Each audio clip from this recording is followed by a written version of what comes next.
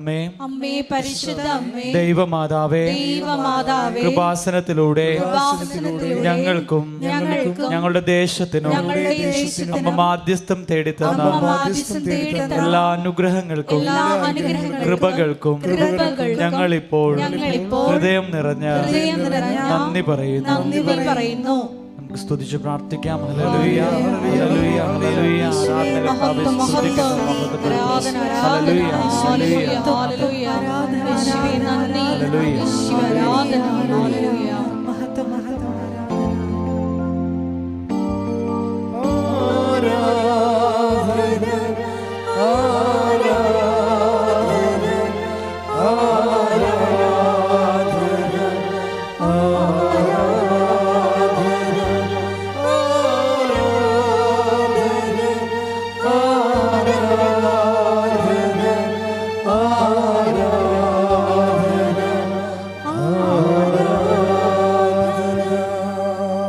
പരിശുദ്ധ പരമദിവ്യകാരുണ്യത്തിന് ആരാധനയും സ്തുതിയും പുകഴ്ചയും ഉണ്ടായിരിക്കട്ടെ.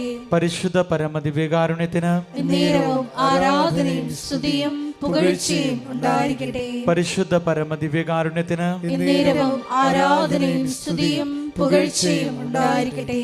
അമ്മേ, പരിശുദ്ധ അമ്മേ, ദൈവമാതാവേ, 2004 ഡിസംബർ 7-ാം തീയതി ഉച്ചകഴിഞ്ഞ് 2:30 കൃപാസനത്തിൽ സംഭവിച്ച അമ്മയുടെ പ്രത്യക്ഷപ്പെടലിനെ കുറിച്ച് തിരുസഭയ്ക്ക് സമർപ്പിച്ചിരിക്കുന്ന പഠനരേഖകളുടെ വസ്തുനിഷ്ഠവും ദൈവശാസ്ത്ര വിധിപ്രകാരമുള്ളതുമായ അന്വേഷണ പഠനങ്ങൾ നടത്തി ആ പ്രത്യക്ഷപ്പെടലിലൂടെ പ്രകടമായ ദൈവമാതാവിന്റെ പ്രത്യേക കരുതലും സംരക്ഷണവും വെളിപ്പെടുത്തുന്ന പീഡിതരുടെ ആശ്വാസവും പ്രവാചകന്മാരുടെ രാജ്ഞിയും വാഗ്ദാനത്തിന്റെ പേടകവും പ്രപഞ്ച പ്രകൃതിയുടെ മാതാവുമായ പരിശുദ്ധ അമ്മയുടെ ഭക്തി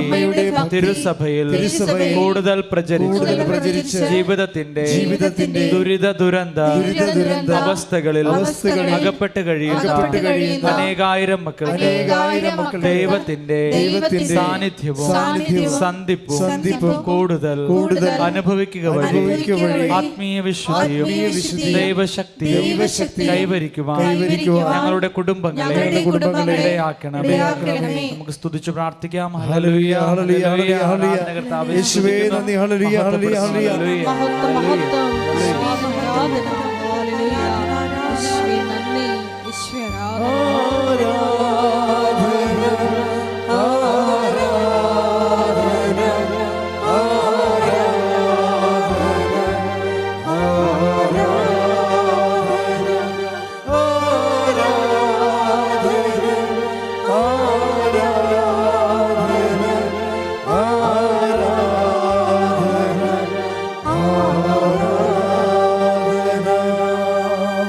പരിശുദ്ധ പരമദിവ്യകാരുണ്യത്തിന് ആരാധനയും സ്തുതിയും പുകഴ്ചയും ഉണ്ടായിരിക്കട്ടെ. പരിശുദ്ധ പരമദിവ്യകാരുണ്യത്തിന് ആരാധനയും സ്തുതിയും പുകഴ്ചയും ഉണ്ടായിരിക്കട്ടെ. പരിശുദ്ധ പരമദിവ്യകാരുണ്യത്തിന് ആരാധനയും സ്തുതിയും പുകഴ്ചയും ഉണ്ടായിരിക്കട്ടെ. അമ്മേ, പരിശുദ്ധ അമ്മേ, ഭൂസ്വർലോകങ്ങളുടെ രാജ്ഞിയായ അങ്ങേക്ക് ഭൗമ സംരക്ഷണത്തിനായി പ്രപഞ്ച പ്രകൃതിയെ തന്നെ തിരുസഭ പ്രതിഷ്ഠിക്കുവാൻ ഈ പ്രത്യക്ഷീകരണം വഴി ഇടയാക്കണമേ. പരിശുദ്ധ അമ്മേ, ജപമാല മാതാവേ, സകല കൃപാസനം പ്രാർത്ഥനകളോടും ചേർത്ത് ഞങ്ങളിപ്പോൾ പ്രാർത്ഥിക്കുന്ന ഈ കുടുംബത്തിന്റെ പ്രത്യേക നിയോഗവും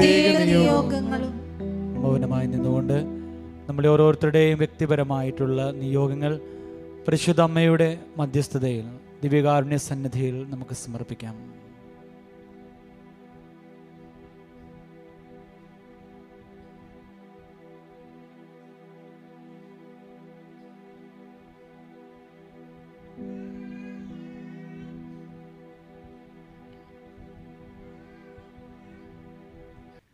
അമ്മയുടെ അമ്മയുടെ പ്രത്യക്ഷീകരണത്തിന്റെ പ്രത്യക്ഷീകരണത്തിന്റെ ഈ അനുഗ്രഹവേളയിൽ അനുഗ്രഹവേളയിൽ ഞങ്ങൾക്ക് സാധിച്ചു തരുവാൻ കനിയണമേ. ആമേൻ. ആമേൻ. സ്തുതിച്ച് പ്രാർത്ഥിക്കാം. ഹാലലൂയ ഹാലലൂയ. മഹത്വം മഹത്വം. ആരാധന ആരാധന. ഈശോയെ, നാളിതുവരെ വാസത്തിലെ മരിയൻ ഉടമ്പടി വഴി ഞങ്ങൾക്ക് ലഭിച്ച എല്ലാ കൃപകൾക്കും അനുഗ്രഹങ്ങൾക്കും നന്ദി പറയുന്നു. നിന്റെ നാമത്തെ ഞങ്ങൾ മഹത്വപ്പെടുത്തുന്നു. ഹാലലൂയ ഹാലലൂയ. മഹത്വം മഹത്വം. ആരാധന ആരാധന. ഹാലലൂയ. ഈശോയെ നന്ദി. ഈശോയെ ആരാധന. ഹാലലൂയ. എൻ്റെ പ്രിയപ്പെട്ടവരെ,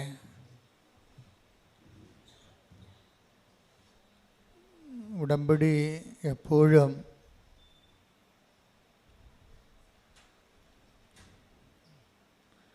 ഫയറാകുന്നത്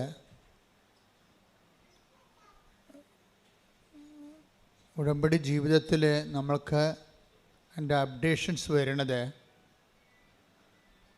പുതിയ പുതിയ ബോധ്യങ്ങൾ ലഭിക്കുമ്പോഴാണ്. രണ്ട് തരത്തിൽ നമുക്ക് ഉടമ്പടിയിൽ വളരാൻ പറ്റും. ഒന്ന്, ബോധ്യങ്ങളിൽ നിന്ന് ബോധ്യങ്ങളിലേക്ക് പോകുന്നതനുസരിച്ച് വളരും. ഈ ബോധ്യങ്ങളിൽ നിന്ന് ബോധ്യങ്ങളിലേക്ക് പോകുന്നതിന് ആനുപാതികമായിരിക്കും നമ്മുടെ അനുതാപത്തിൻ്റെ ആഴപ്പെടൽ. ഒരു വ്യക്തി ആധ്യാത്മികമായിട്ട് വളരുന്നതെന്ന് വെച്ചാൽ അതിൻ്റെ അർത്ഥം അദ്ദേഹത്തിൻ്റെ പെരുമാറ്റങ്ങൾ, ശീലങ്ങൾ, സ്വഭാവങ്ങൾ, അദ്ദേഹത്തിൻ്റെ സാക്ഷി ജീവിതം ഒക്കെ അടിസ്ഥാനപ്പെടുത്തിയിരിക്കുന്നത് ഈ ബോധ്യങ്ങളിലാണ്. കഴിഞ്ഞ ദിവസങ്ങളിൽ ഞാനിത് ഇങ്ങനെ പെട്ടെന്ന് ഇങ്ങനെ ഈ സമയത്തൂടെ പറയാൻ കാരണം, കഴിഞ്ഞ ദിവസം ഞാനിവിടെ ആൾക്കാരെ കണ്ടുകൊണ്ട് അവരുടെ കാര്യങ്ങളൊക്കെ കേട്ടുകൊണ്ട് പ്രാർത്ഥിച്ചുകൊണ്ടൊക്കെ നിൽക്കുമ്പോൾ ഒരു സഹോദരി എനിക്ക് ഉടമ്പടി ധ്യാനം പുതിയ ബോധ്യങ്ങൾ നൽകിയെന്ന് പറഞ്ഞു. അതെനിക്ക് ഭയങ്കരമായിട്ട് ക്യാച്ച് ചെയ്ത് അത് ആധ്യാത്മികമായ ഒരു വളർച്ചയാണ് എൻ്റെ ഇത് വരണത്. കാര്യം നമുക്കറിയാമല്ലോ ബോധ്യം എങ്ങനെയാണ് ബോധ്യം ഉണ്ടാകണത്. അതിനെക്കുറിച്ച് നിങ്ങൾ കൃത്യമായിട്ട് മനസ്സിലാക്കണം. ഒരാൾക്ക് ബോധ്യം ഉണ്ടാകണത് എങ്ങനെയാണ്? ബോധ്യത്തിൻ്റെ ആദ്യ രൂപങ്ങൾ, പ്രാഗ്രൂപങ്ങൾ എന്താണ്? ബോധ്യത്തിൻ്റെ പ്രാഗ്രൂപം അറിവാണ് ആദ്യം ഉണ്ടാകുന്നത്. അപ്പം നിങ്ങൾ ചെയ്യേണ്ടതെന്ന് വെച്ച് കഴിഞ്ഞാൽ ആസ് മച്ച് ആസ് പോസിബിൾ അറിവ് സമ്പാദിക്കണം ഉടമ്പടിയെക്കുറിച്ച്. അല്ലെങ്കിൽ ഉടമ്പടി കറക്റ്റാകത്തില്ല.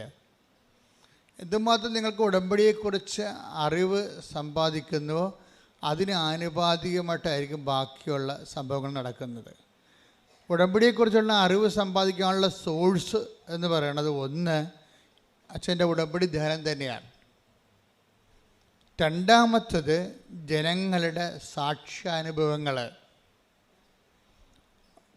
മൂന്നാമത്തത് ഉടമ്പടി ലിറ്ററേച്ചർ, ഉടമ്പടി സാഹിത്യമുണ്ട്. അച്ഛന് എഴുതിയിട്ടുള്ള പുസ്തകങ്ങളുണ്ട്. 2 പുസ്തകങ്ങൾ ഇവിടെ ഉണ്ട്. ഉടമ്പടി പദ്ധതിയും പ്രയോഗവും, പിന്നെ ഉടമ്പടി പ്രയോഗത്തിൽ. അങ്ങനെ 2 പുസ്തകങ്ങളുണ്ട്. ഒരെണ്ണം പുതിയ പുസ്തകമാണ്. അതിൻ്റെ ഹെഡിങ് പ്രത്യാശ എന്നാണ്. പക്ഷേ അതിൻ്റെ കണ്ടൻറ്റ് ഉടമ്പടിയുടെ പ്രയോഗ തലങ്ങളെക്കുറിച്ചാണ് പറയണത്. അപ്പോൾ അതാണ് നമുക്ക് അറിവ് കിട്ടാനുള്ള 3 സോഴ്സ് ഇതാണ്. ഒന്ന്, ആഴ്ചയിലുണ്ടാകുന്ന ദിനംപ്രതി ഉണ്ടാകുന്ന ഉടമ്പടി സാക്ഷ്യങ്ങൾ. ഉടമ്പടി സാക്ഷ്യങ്ങളുടെ പ്രത്യേകത എന്ന് വെച്ച് കഴിഞ്ഞാൽ അതിൻ്റെ ഒരു പ്രത്യേകത ഒരു മനുഷ്യൻ ഈ ജീവിതത്തിൽ അനുഭവിക്കാവുന്ന ഓൾമോസ്റ്റ് ഓൾ ആയിട്ടുള്ള എല്ലാ വിഷയങ്ങളെയും അഡ്രസ്സ് ചെയ്യുന്നു എന്നുള്ളതാണ് ഉടമ്പടിയുടെ ഏറ്റവും വലിയ വിജയം. എവറിത്തിങ്, ഒരു മനുഷ്യൻ്റെ ജീവിതത്തിൽ സംഭവിക്കാൻ സാധ്യതയുള്ള ഓൾമോസ്റ്റ് എവരിത്തിങ്, സൂര്യന് താഴെ ഭൂമിക്ക് മുകളിലുള്ള എല്ലാ സബ്ജക്റ്റും ഉടമ്പടി അഡ്രസ്സ് ചെയ്യും. അതിങ്ങനെ സർവസ്പർശിയായി സർവകാലിക സർവജനീനമായിട്ടൊക്കെ ഒരു പ്രാർത്ഥനാ പദ്ധതി നിലവിലില്ല സഭയിൽ. ഉടമ്പടി മാത്രമേ ഉള്ളൂ. കാര്യം ഞാൻ എത്രയോ വർഷമായി ഓരോരോ ഘട്ടങ്ങളിലൂടെ വന്നാണ് ഇവിടെ ഉടമ്പടിയിൽ എത്തുമ്പോൾ. അപ്പോൾ എല്ലാത്തിൻ്റെയും പരിമിതികളെക്കുറിച്ച് എനിക്ക് നല്ല ബോധ്യങ്ങളുണ്ട്. അപ്പം അതിൻ്റെ പരിമിതികളെല്ലാം പരിഹരിച്ചുകൊണ്ടാണ് അവസാനം സഭയ്ക്ക് ദൈവം ഉടമ്പടി നൽകുന്നത്. ഉടമ്പടിയിൽ വരുമ്പോൾ സ്വാഭാവികമായത് എല്ലാവരെയും തന്നെ അഡ്രസ്സ് ചെയ്യുന്നുണ്ട്. പരിശുദ്ധരെയും പാപികളെയും ക്രൈസ്തവരെയും ക്രൈസ്തവരല്ലാത്തവരെയും മനുഷ്യൻ എന്ന ഹെഡിങ്സിൽ വരുന്ന എല്ലാ ആൾക്കാരും അവരുടെ സങ്കടങ്ങൾ, അവരുടെ നിലനിൽപ്പ്, അവരുടെ ഇന്ന് അനുഭവിക്കുന്ന പ്രതിസന്ധികളിൽ നിന്നുള്ള വിടുതലും മോചനവും എല്ലാം ഉടമ്പടിയുടെ സബ്ജക്റ്റാണ്. അപ്പോൾ ഇതിൻ്റെ അത് നമ്മൾ എന്ത് എഴുതിയിട്ടാലും, ഇപ്പോൾ അവരെഴുതിയിടുന്ന കാര്യങ്ങളൊക്കെ ഭയങ്കര രസമായിരിക്കും. ഭയങ്കര രസം അവർ തന്നെ ആയിരിക്കും ഇതിൻ്റെ പ്രതി. ഈ ഇഷ്യൂ ഉണ്ടാക്കിയതിൻ്റെ മുഴുവൻ ആണിയെന്ന് പറയുന്നത് ആ എഴുതിയിട്ട ആൾ തന്നെ ആയിരിക്കും ചിലപ്പോൾ. പക്ഷെ ദൈവം അവരുടെ കരുണ കാണിക്കും. കാര്യം ഉടമ്പടിയിൽ ദൈവം അവരോട് കരുണ കാണിക്കാൻ പറ്റിയ ചേരുവകൾ ഉടമ്പടിയിലുണ്ട്. കാലാന്തരത്തിൽ ഉടമ്പടി അനുവർത്തിച്ച് വരുമ്പോൾ അവരിലേക്ക് ദൈവകൃപ ഒഴുകി വരാനുള്ള ഒത്തിരിയേറെ സാധ്യതകൾ ഉടമ്പടിയിലുണ്ട്. അതായത് ഈ സിംഗിൾ എഡ്ജല്ല ഈ പ്രെയർ, ഡബിൾ എഡ്ജാണ്. പിന്നെ ഇതിൻ്റെ അനുഷ്ഠാന വിധികളിലെല്ലാം വിശ്വാസ വളർച്ച വ്യക്തി കൈവരിച്ചുകൊണ്ടിരിക്കും. പക്ഷേ അത് നമ്മൾ ശ്രദ്ധിക്കേണ്ടത്, നിങ്ങൾ ഈ മതപരമായ ചടങ്ങുകൾ ഒത്തിരി ചെയ്തിട്ടുള്ള ആൾക്കാരാണ്, ക്രിസ്ത്യൻസ് ആയാലും നോൺ ക്രിസ്ത്യൻസ് ആയാലും. ഇപ്പം ചടങ്ങുകളൊക്കെ ചെയ്യണ പോലെ ഉടമ്പടി ഒരു ചടങ്ങാക്കിയാൽ വെളുക്കാൻ തേക്കണത് പാണ്ടാകാനുള്ള എല്ലാ സാധ്യതയുണ്ട്. അത് നമ്മൾ ചടങ്ങെന്ന് പറയുമ്പോൾ എന്താ വെച്ച് കഴിഞ്ഞാൽ, ചടങ്ങിന് വരുന്ന ഇപ്പോൾ ഒരു ഉദാഹരണത്തിന് ഞാൻ പറയാം. ഒരു ആചാരം നമ്മൾ പല പല ആചാരങ്ങൾ ചെയ്യത്തില്ലേ. ഇപ്പം നമ്മൾ ആൾക്കാരെ കാണുമ്പോൾ സ്തുതി പറഞ്ഞൊരു ആചാരമാണ്. പക്ഷേ നമ്മുടെ ചങ്കിൽ അവനെതിരെയുള്ള പകയാനുള്ളതെന്നുണ്ടെങ്കിൽ അത് അനാചാരമായി മാറും അല്ലേ. അതാ സാധനം. ഇപ്പം മനസ്സിലായില്ലേ കാര്യങ്ങൾ. അപ്പോൾ ദൈവത്തിൻ്റെ സന്നിധിയിലും ഒരു ആരാധന അർപ്പിക്കുമ്പോൾ ആരാധനയ്ക്ക് അനപേക്ഷണീയമായിട്ടുള്ള ആത്മീയ അവസ്ഥകളുണ്ടാകണം. അല്ലെങ്കിൽ ഈ ആരാധന അരാജകത്വമായി മാറും. അതെപ്പോഴും ഞാൻ ഉടമ്പടി എപ്പോഴും ചെയ്യണത്, ഈ ആരാധിക്കുന്ന വ്യക്തിയെ അയാൾക്ക് ആ ആരാധനയ്ക്ക് സ്യൂട്ടബിളായിട്ടുള്ള ആധ്യാത്മികതയിലേക്ക് അയാളെ കൊണ്ടുവരും. അതാണ് ഇതിൻ്റെ അനുഷ്ഠാനവും ആധ്യാത്മികതയും തമ്മിലുള്ള ബന്ധം. ഒത്തിരി അനുഷ്ഠാനങ്ങൾ ഉടമ്പടിയിലുണ്ട്. ഉപ്പുണ്ട്, അതൊരനുഷ്ഠാനമാണ്. ഉടമ്പടി തൈലമുണ്ട്, ഉടമ്പടി കാശുരൂപമുണ്ട്. ഇതെല്ലാവരും ഉപയോഗിക്കണില്ലേ? പക്ഷേ എല്ലാവരും ഉപയോഗിക്കുന്നുണ്ടെങ്കിൽ എന്തുകൊണ്ടാണ് ചില ആൾക്കാർക്ക് 99 മാർക്ക്, ചിലർക്ക് 60 മാർക്ക്, ചിലർക്ക് 30 മാർക്ക്, ചിലർക്ക് പരീക്ഷ എഴുതിന് ഫീസ് കാശ് കയ്യിൽ നിന്ന് പോയിട്ടുള്ളവരുണ്ട്. അപ്പം ഈ ഉപ്പാണ്, നിങ്ങൾ ഉടമ്പടി ഉപ്പാണ് ഉപയോഗിക്കണത്, കാശുരൂപമാണ് ഉപയോഗിക്കണമെന്നല്ല പ്രശ്നം. ആരുപയോഗിക്കുന്നു എന്നുള്ളതാണ് പ്രശ്നം. ആരുപയോഗിക്കുന്നു. കാര്യം നിങ്ങൾ ഒരു 3 പേരാണ് ഉടമ്പടി ഉപ്പ് ഉപയോഗിക്കണമെങ്കിൽ 3 റിസൾട്ടാണ് വരണത്, ഒരു റിസൾട്ടല്ല. 3 പേര് ഉടമ്പടി ഉപ്പ് ഉപയോഗിക്കുക, അല്ലെങ്കിൽ 3 പേര് ഉടമ്പടി കാശ് ഉപയോഗിക്കുന്നുണ്ടെങ്കിൽ 3 റിസൾട്ടാണ് വരണത്. ചിലക്ക് ഒരു 99% റിസൾട്ട് വരും, ചിലക്ക് 70% റിസൾട്ട് വരും, ചിലക്ക് 30% റിസൾട്ട് വരും. ഒരു റിസൾട്ടും വരാതെ ഒരിക്കലും വരത്തില്ല. കാര്യത്തിൽ അവൻ ഒരു ഉടമ്പടി എടുക്കാൻ വേണ്ടി വരുമ്പോൾ തന്നെ ഒരു ബേസിക് മാർക്ക് അവന് കിട്ടിയിട്ടുണ്ടെന്ന് അർത്ഥം. അല്ലെങ്കിൽ ദൈവം ഉടമ്പടി എടുപ്പിക്കത്തില്ലല്ലോ.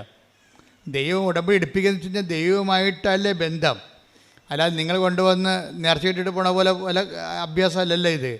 നിങ്ങളൊരു ബയലാറ്ററൽ എഗ്രിമെൻറ്റിലേക്ക് ഏർപ്പെടുകയാണ്. അപ്പോൾ അതർ കക്ഷി എന്ന് പറയുന്നത് ദൈവമാണ്.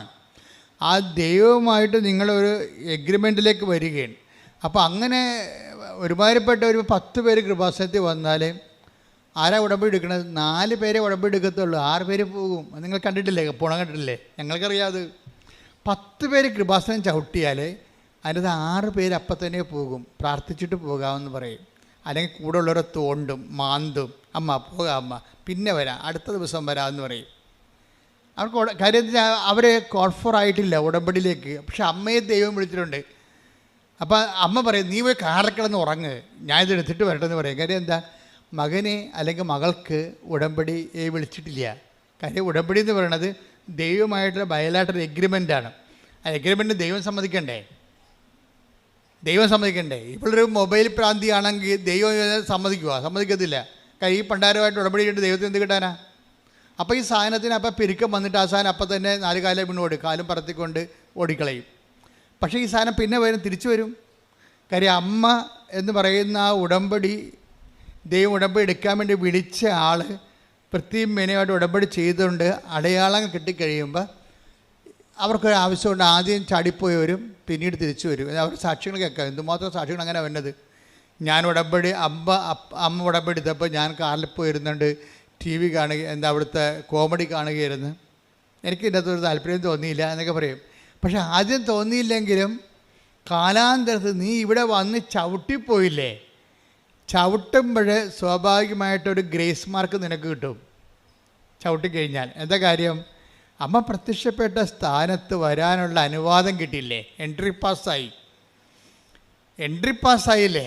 അപ്പോഴങ്ങനെ എൻട്രി പാസ് കിട്ടിയ ആൾക്കാർ ചിലപ്പോൾ ഡ്രൈവറായിരിക്കും, നിങ്ങൾ ചിലപ്പോൾ ഭീഷണ പാർട്ടി ആയിരിക്കും, ഡ്രൈവിങ് കഴിഞ്ഞാൽ വൈകുന്നേരം ചിലപ്പോൾ ബിസി കിടന്ന് തുടങ്ങിയും പ്രാർത്ഥിക്കാത്ത കക്ഷിയായിരിക്കും. ഒരു പ്രാർത്ഥനക്കാരെ 10 പൈസ കിട്ടുന്ന കാര്യം നിങ്ങളെ കൊണ്ടൊന്ന് ആക്കിയിട്ട് എങ്ങനെ ഇവിടെ ഇരിക്കുക, എന്നാ പരിപാടി അവിടെ നടക്കണമെന്നൊക്കെ അവിടെയൊക്കെ ചുറ്റുകളന്ന് കണ്ടേച്ചും അങ്ങനെ കുത്തിയിരിക്കുന്ന പാർട്ടി. പക്ഷെ കുറച്ച് കഴിയുമ്പോൾ നിങ്ങളെ ദൈവം വിളിക്കും. ഒരു 6 മാസം കഴിയുമ്പോൾ നിങ്ങളെ വിളിക്കും. ആ ഇടുക്കി ഞങ്ങളുടെ ഡ്രൈവറിൻ്റെ സാക്ഷ്യം കേട്ട്, അയാൾക്ക് ഭയങ്കര വെള്ളമടിയാണ്, അയാൾ മുടിഞ്ഞ് തേച്ച് കഴുകിയിരിക്കുകയാണ്. അവസാനം പുള്ളിക്കാരൻ്റെ വണ്ടി വരെ കടത്തിലായി. പുള്ളി ആൾക്കാരെ എന്നാലും ആൾക്കാരെ കൊണ്ടുവരേണ്ട പരിപാടിയാണ് പുള്ളിക്കുള്ളത്. അത് കഴിയുമ്പോൾ പുള്ളി കിടന്ന് അപ്പം എന്നിട്ട് ഇവരെ ഇട്ടിട്ട് സ്ക്രൂ ചെയ്യും. ചില ഡ്രൈവർമാർ കൃപയില്ലാത്തവരാണെങ്കിൽ പ്രാർത്ഥിക്കാൻ വന്നവർ എപ്പോഴും വിളിച്ചുകൊണ്ടിരിക്കും. നിങ്ങൾ ചെയ്യേണ്ടതെന്ന് വെച്ച് കഴിഞ്ഞാൽ ഉടമ്പടി ചെയ്യാൻ വരുമ്പോൾ തന്നെ നിങ്ങൾ സ്വിച്ച് ഓഫ് ചെയ്ത് കളയണം മൊബൈൽ.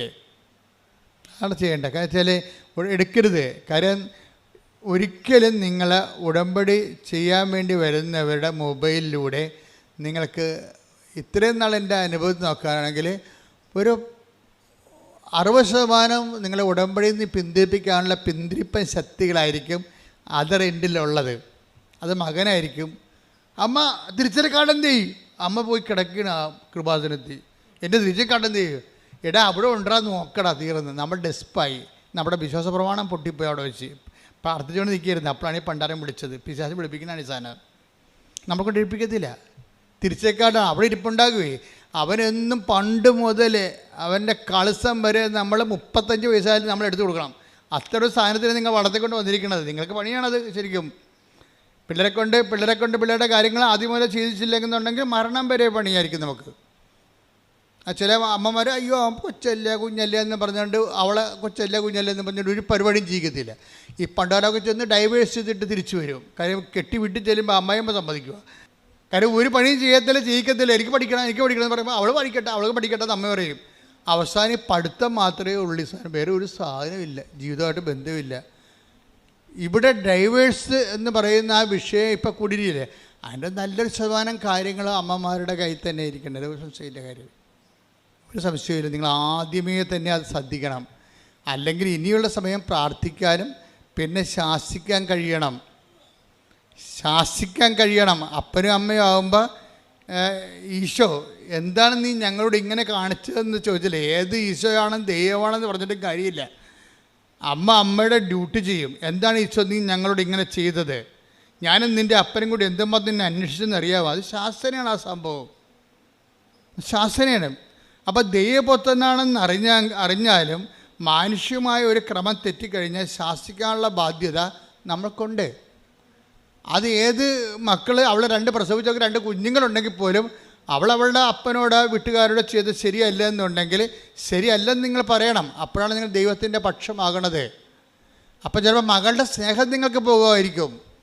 എൻ്റെ മക്കളെ, ഒരു കഥയുമില്ലാത്ത കാര്യമാണിത്. നമ്മൾ പലരുടെയും സ്നേഹത്തിന് പോകാതിരിക്കാൻ വേണ്ടി നിങ്ങൾ ഒത്തുതീർപ്പ് തയ്യാറാകുമ്പോൾ ഔട്ടാകണത് ദൈവമാണ്. നമുക്ക് ദൈവത്തെ മാത്രം മതിയെന്ന് ആദ്യം ഒന്ന് ചിന്തിച്ച് നോക്കിയേ. ദൈവത്തെ മാത്രം മതി, ഞാൻ ദൈവത്തിൻ്റെ കൂടെ നിൽക്കും. അതിനാൽ ബാക്കി ആർക്കും ഒരു പരിധി കഴിഞ്ഞാൽ വേറെ ആർക്കും വാല്യൂ ഇല്ല. അങ്ങനെ നീ ചിന്തിച്ചു കഴിഞ്ഞാൽ ഏത് മകളായാലും ശരി. ഇപ്പം നിങ്ങൾ വിചാരിക്കുന്നത് എന്താണ്? അയ്യോ നമുക്ക് ഇനി കഞ്ഞി കിട്ടണമെങ്കിൽ മകൾ തന്നെ പോകണ്ടേ ഇംഗ്ലണ്ടിലെ. അപ്പൻ്റെ കാര്യം കണക്കാണ്. ഇനി മകളല്ല ഇനി നമ്മളെ സഹായിക്കേണ്ടത്, മകനല്ലേ സഹായിക്കേണ്ടത്. മകനെ ഇപ്പോൾ കല്യാണം കഴിച്ച് പിന്നെ അവൾ കല്യാണം കഴിച്ച മകൻ പറയണത് മാത്രമേ, മകൾ പറയണത് മാത്രമേ അവൻ കേൾക്കത്തുള്ളൂ. മകൻ്റെ കാര്യത്തിൽ തീരുമാനമായി, അവൻ പോയി. ഇനി എൻ്റെ മകളല്ലേ ഉള്ളു, ഇനി എൻ്റെ മകളല്ലേ ഉള്ളെന്ന് പറഞ്ഞ് പല അമ്മമാരും സ്കാൻ ചെയ്ത് നോക്കിയാൽ ദൈവത്തെക്കാൾ ഉപരി ജോലിയുള്ള മക്കളെ സ്നേഹിക്കുന്ന അമ്മമാരുണ്ട്. ഇവിടെ ഉടമ്പടി ക്രാക്ക് ആകത്തില്ല.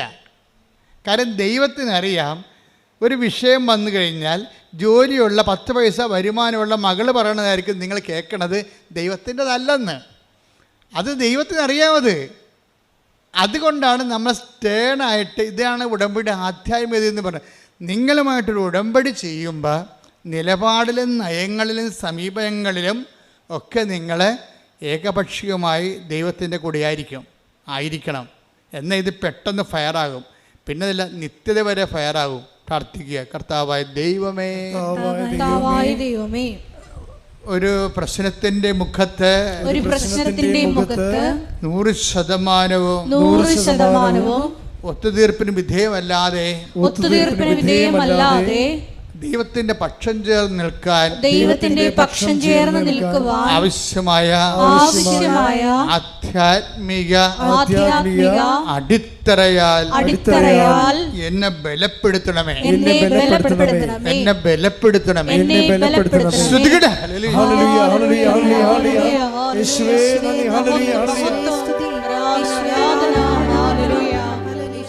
ഇപ്പൊ ഫസ്റ്റ് ബോധ്യം ഞാൻ നിങ്ങൾക്ക് കൈമാറി തന്നു. എന്താണ് കാര്യം?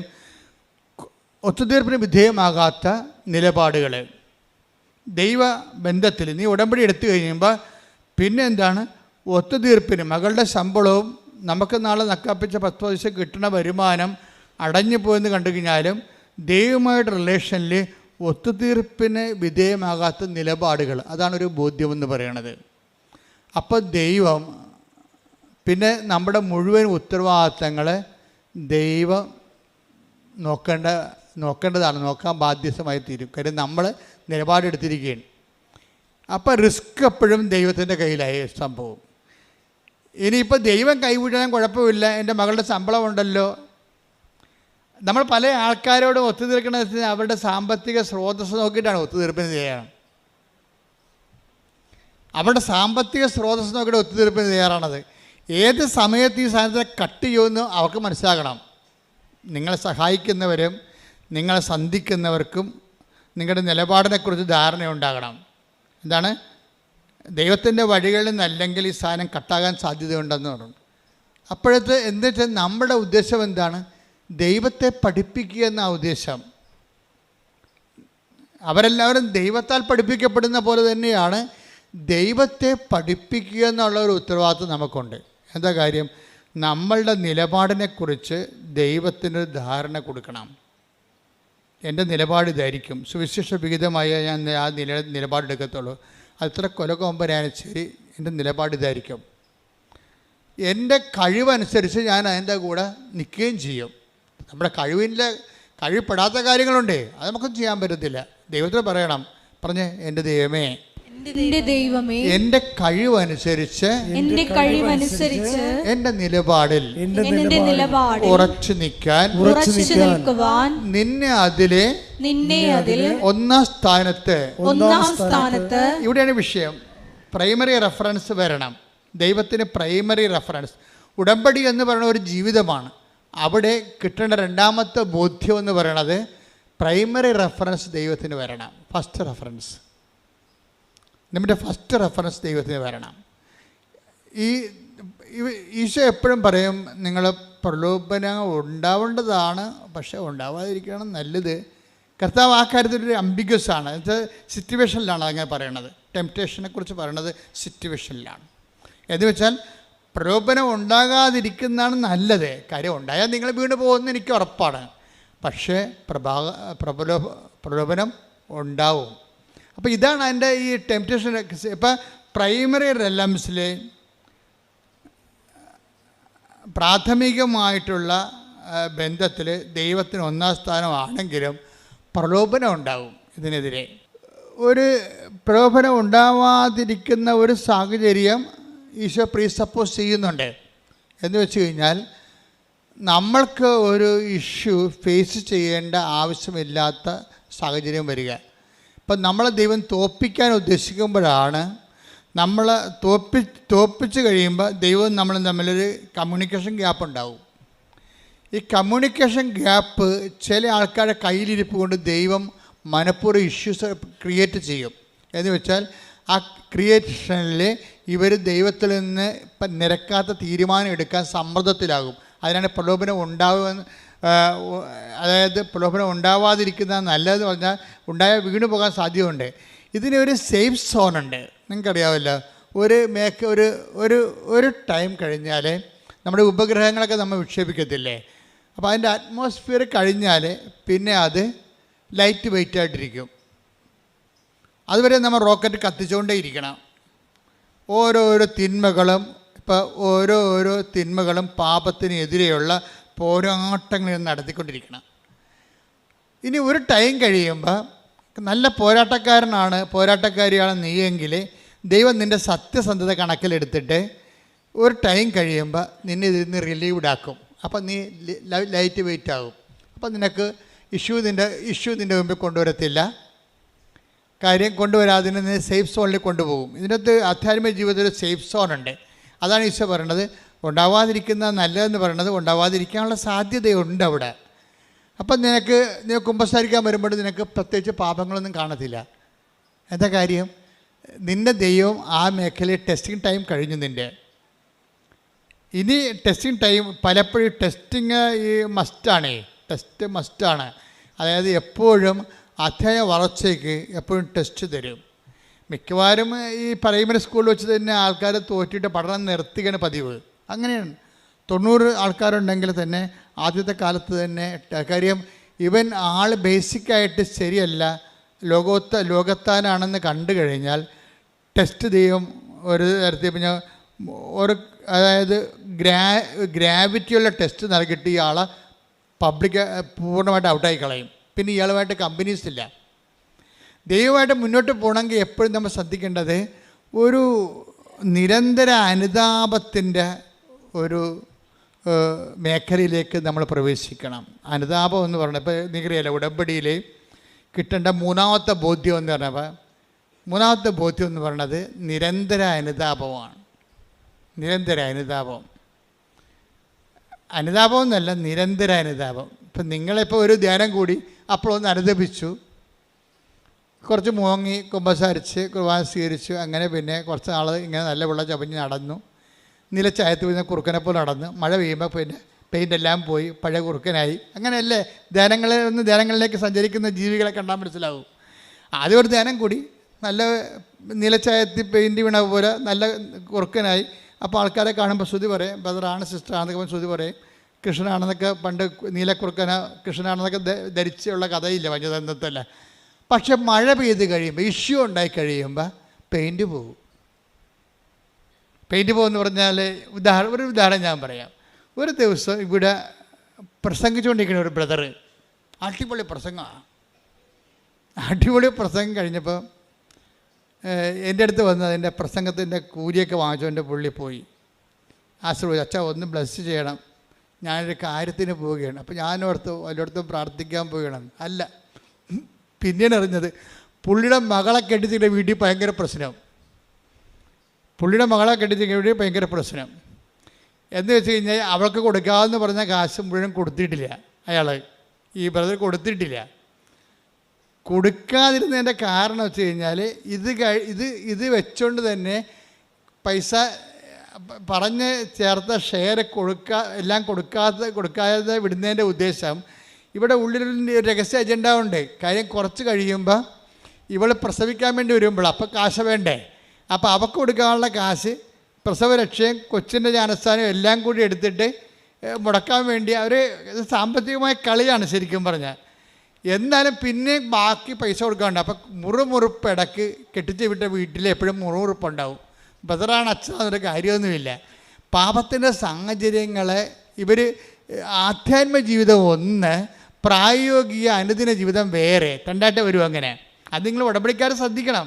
ഈ കയ്യാങ്കളികളെല്ലാം ദൈവം വളരെ കൃത്യമായിട്ട് വാച്ച് ചെയ്തുകൊണ്ടിരിക്കുകയാണ്.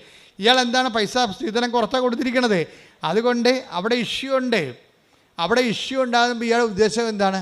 കുറച്ച് കഴിയുമ്പോൾ ഒന്ന് പ്രസവിച്ച് കഴിയുമ്പോൾ നാട്ടുകാരുടെ മുമ്പിൽ പ്രസവിച്ച് കൊച്ചിനെ കെട്ടിച്ചില്ലെന്ന് ചോദിച്ചാൽ വായടച്ച് കെട്ടിച്ച് അവൾ പ്രസവിച്ച് തീർന്ന്. അപ്പോൾ അപ്പനും അമ്മയും കൂടി തന്ത്രപൂർവ്വം മകളെ കെട്ടിക്കുകയും ചെയ്യും, മകളെ പ്രസവിപ്പിക്കുകയും ചെയ്യും, നാട്ടുകാരുടെ മുമ്പിൽ നല്ല പിള്ള ചവയും ചെയ്യും. എന്നിട്ട് പൈസ മൊത്തം അവിടെ കൊടുത്തിട്ടില്ല.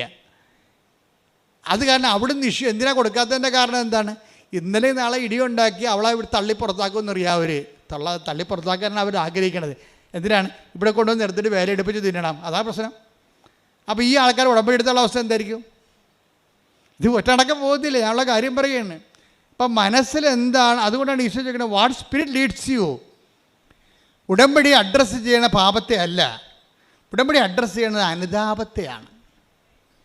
അനുതാപം ബേസിക്കായിട്ട് അനുദിന അപ്പവും നിത്യജീവനുമായിട്ട് ബന്ധപ്പെട്ടതാണ്. അനുതാപം എന്ന് പറയുമ്പോൾ നിങ്ങൾ ഈ ഭൂമിയിൽ അനുതപിച്ച് ദൈവത്തിന് എന്ത് കിട്ടാനാണ്? അനുതാപത്തിന് എപ്പോഴും ഒരു ഇറ്റേണൽ ലൈഫായിട്ടൊരു കണക്ഷനുണ്ട് അനുതാപത്തിന്.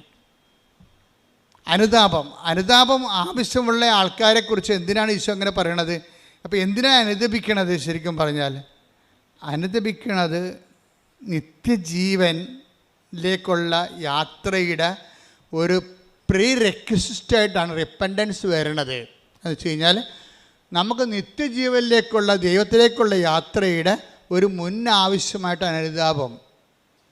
അല്ലാതെ നിങ്ങൾക്ക് IELTS പാസ്സാകാനല്ല അനുതാപം. ഇവിടെ പല ആൾക്കാരും അനുദപിക്കുന്നുണ്ടേ. അപ്പോൾ അത് പാകിസ്ഥാനിലെ വെടിനിർത്തൽ പോലെ ആകുമെന്നേ ഉള്ളൂ. എന്ന് വെച്ചാൽ തൽക്കാലം ഒരു സംഭവം വീട് വെച്ചു, അനുതാപം തീർന്നു, പിന്നെ പഴയ പണ്ടാരമായി മാറും.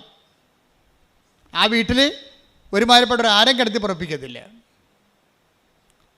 പണ്ട് വിരുന്നുകാരെങ്കിലും വരുമായിരുന്നു. വീട്ടുകാർ ചിലപ്പോൾ അവരുടെ കുടുംബത്തിലുള്ളവർ തന്നെ ഇത്തിരി പൈസ കുറവ് ആൾക്കാരില്ലേ.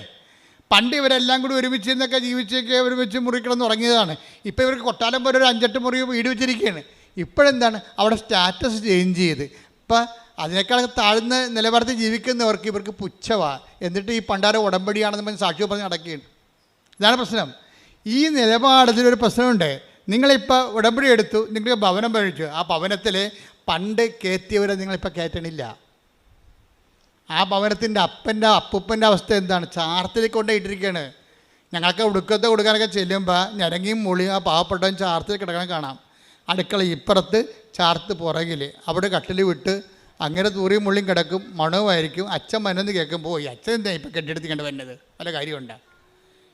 ഇയാൾക്ക് നന്നാകാൻ പോകണം. ഇപ്പോൾ കുർബാന കൊടുത്തുമ്പോൾ കുത്തി വായി കയറ്റിയെന്ന് ഇയാൾക്ക് എന്തൊക്കെ സംഭവിക്കാൻ പോകണം? ഇയാളെ കയ്യിൽ പെരുക്ക്. അപ്പോൾ ഇവൾ മരുമകളെ സംബന്ധിച്ച് മക്കളുടെ കാര്യത്തിൽ ഈ അപ്പനെ നോക്കത്തില്ല. അപ്പനെ നോക്കാതിരുന്നതിൽ അപ്പനെ കുളിപ്പിക്കത്ത് പോലും ഇല്ല. ഇനിയിപ്പോൾ വേറെ ആരെങ്കിലും വന്ന് കുളിപ്പിച്ച് അത്രയും നല്ലതാണെന്ന് പറഞ്ഞാൽ അവൾ നടക്കണത്. ഈ ഉടമ്പടിയുടെ പിന്നിലൊരു ആധ്യാത്മികതയുണ്ട്. ദൈവം ശോധന ചെയ്യുന്നൊരു ആധ്യാത്മികതയുണ്ട്, നിരീക്ഷിക്കുന്ന ആത്മീയത. അപ്പോൾ എന്തിനാണെന്നറിയാമോ? നിങ്ങൾക്ക് I am not satisfied with your covenant relations. നിങ്ങളുടെ ഉടമ്പടി റിലേഷൻസിൽ ഞാൻ നിങ്ങൾ വരെ വെടിക്കെട്ട് സാക്ഷ്യം പറയും, ഞാൻ പക്ഷേ സാറ്റിസ്ഫൈഡ് അല്ല. കാര്യം ഉടമ്പടി എന്ന് പറഞ്ഞാൽ പക്ക അതായത് നിങ്ങൾക്കറിയാമല്ലോ, ആറ്റം ബോംബ് ഹിരോഷിമയിൽ ഇട്ട സാധനം കൊണ്ട് തന്നെയാണ്, ആ അറ്റോമിക് പവർ കൊണ്ട് തന്നെയാണ് നമ്മൾ കപ്പൽ ഓടിക്കുന്നത്, പോസിറ്റീവായിട്ടുള്ള കാര്യങ്ങൾക്ക് വേണ്ടി ഉപയോഗിക്കുന്നത്. അറ്റോമിക് എനർജി എന്ന് പറഞ്ഞാൽ ഭയങ്കര എനർജിയാണ്. ആൾ നശിപ്പിക്കാനും പറ്റും, അതേസമയം തന്നെ വികസനത്തിന് ഉപയോഗിക്കാൻ പറ്റിയ സംഭവമാണ്. അപ്പോൾ ഇതേ സമയം തന്നെ ഉടമ്പടി എന്ന് പറയുന്ന സംഭവം അനാദികാലം മുതലേ നിലനിൽക്കുന്ന ഒരു യുണീക്ക് ഫോർമാറ്റാണ്. അപ്പോൾ അതിൻ്റെത്തേക്ക് വരുമ്പോൾ മനസ്സും ശരീരവും തേച്ച് കഴുകി വൃത്തിയായി ദൈവവുമായിട്ട് ഞാനൊരു എഗ്രിമെൻറ്റിൽ ഏർപ്പെടുകയാണ്. എന്നിട്ട് ഇതൊരു ഉടമ്പടി എന്ന് പറയുന്നത് ഒരു തീരാത്ത ബോധമാണ് എല്ലാ ദിവസവും. അതുകൊണ്ട് ഞങ്ങൾക്ക് ഉടമ്പടിക്ക് ആശീർവാദം തരണത് 20 രൂപ വരെയാണ് ആ ഉടമ്പടിക്ക് ആശീർവാദത്തിന്. വീണ്ടും നിങ്ങൾക്ക് പുതുക്കുമ്പോൾ ഞങ്ങൾക്ക് ആശീർവാദം ഫ്രീ ആയിട്ട് തരണത്. എന്താ കാര്യം? അതിന് വിലമതിക്കാൻ പറ്റത്തില്ല. അതുകൊണ്ടാണ് ആ ഉടമ്പടിക്ക് ആശീർവാദം ഉപയോഗിക്കുന്നവർക്കറിയാം അതിൻ്റെ അകത്തൊരു സത്യസന്ധമായ ഒരു ഉടമ്പടി ആളാണ് അതിൻ്റെ അകത്ത് വിശ്വപ്രമാണം ചെയ്ത് അത് ഉപയോഗിക്കണമെന്നുണ്ടെങ്കിൽ അപ്പം അവർക്ക് ദൈവത്തിൻ്റെ പ്രസൻസ് ഫീൽ ചെയ്യും. അത്രയും വലിയ സംഭവമാണ്. അതുകൊണ്ടാണ് പണ്ടൊക്കെ ഞങ്ങൾ പറയും, നിങ്ങൾ ചെപ്പിലിട്ട് സൂക്ഷിക്കണേ. അപ്പോൾ ചിലർ കഴുത്തേക്ക് കെട്ടിക്കൊണ്ട് നടക്കുമ്പോൾ ഞാൻ ചോദിക്കും, നിങ്ങൾ ഈ കഴുത്തേക്ക് കെട്ടിക്കൊണ്ട് നടക്കണേ എന്തിനാണെന്ന്. അപ്പോൾ അപ്പനോട് ചോദിക്കുമ്പോൾ അപ്പം അവൻ പറയും, അച്ഛാ എനിക്ക് ഹാർട്ടിൻ്റെ അസുഖമാണ്. അപ്പോൾ ഉടമ്പടി കാശിലും എൻ്റെ നെഞ്ചത്ത് കിടക്കുമല്ലോ. ഞാൻ ഓക്കെ, അത് ദാറ്റ്സ് ഓക്കെ എന്നൊക്കെ പറയാൻ കറക്റ്റാണ്. അദ്ദേഹത്തിന് ചിലപ്പോൾ അതുകൊണ്ടായിരിക്കും രക്ഷപ്പെടുത്തുന്നത്. പക്ഷേ എന്നാലും ഇത് നഷ്ടപ്പെട്ടാൽ ഞങ്ങൾ തിരിച്ചു തരത്തില്ല.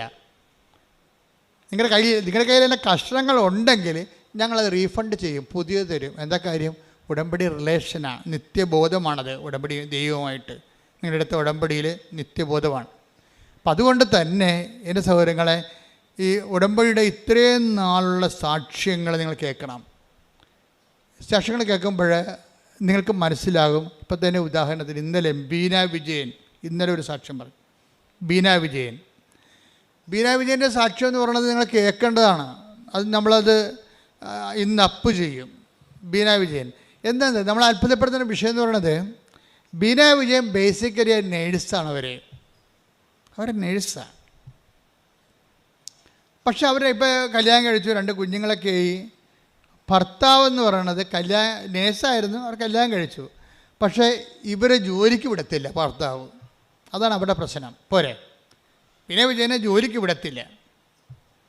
ജോലിക്ക് വിടാത്തതിൻ്റെ കാരണം ഭർത്താവ് പറയണത്, ഞാൻ ജോലി എടുക്കുന്നുണ്ടല്ലോ, നിനക്ക് കുഴപ്പമൊന്നുമില്ലല്ലോ, നമ്മുടെ 2 കുഞ്ഞുങ്ങളെ വളർത്തണ്ടേ, അപ്പോൾ അത് നീയല്ലേ വളർത്തേണ്ടത്, അപ്പം നിനക്ക് ജോലിക്ക് പോകാം, ടീച്ചിങ് പോസ്റ്റ് ആണെങ്കിൽ ഓക്കെ. നൈറ്റ് ഡ്യൂട്ടിക്കും അല്ലാത്ത ഡ്യൂട്ടിക്കൊക്കെ പോയാൽ ഈ കുഞ്ഞുങ്ങളെ ആര് വളർത്തും? അപ്പോൾ കുഞ്ഞുങ്ങൾ നമ്മൾ എത്ര കാശ് മുടക്കിയാലും കുഞ്ഞുങ്ങൾ അന്തങ്ങളായി പോയാൽ ആര് സമാധാനം പറയും?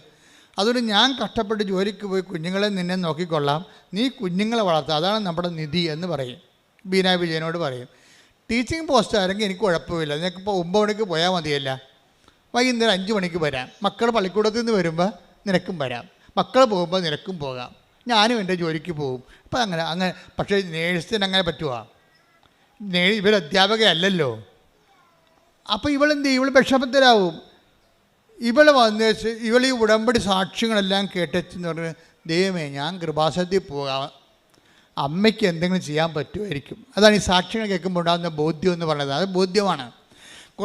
ഞാൻ മുമ്പ് നിങ്ങളോട് പറഞ്ഞില്ലേ, ഉടമ്പടി ബോധ്യങ്ങൾ ഉണ്ടാക്കാൻ വേണ്ടി ഉടമ്പടി ധ്യാനങ്ങൾ കൂടുക. രണ്ടാമത്തത് എന്താണ്? ഉടമ്പടി സാക്ഷ്യങ്ങൾ കേൾക്കുക. അപ്പോൾ രണ്ടാമത്തത് ഉടമ്പടി സാക്ഷ്യങ്ങൾ കേൾക്കുന്നതാണ്. അപ്പോൾ സാക്ഷ്യങ്ങളെല്ലാം കേട്ട് കഴിഞ്ഞപ്പോൾ ബീന വിജയന് തോന്നിയത് എന്താണ്?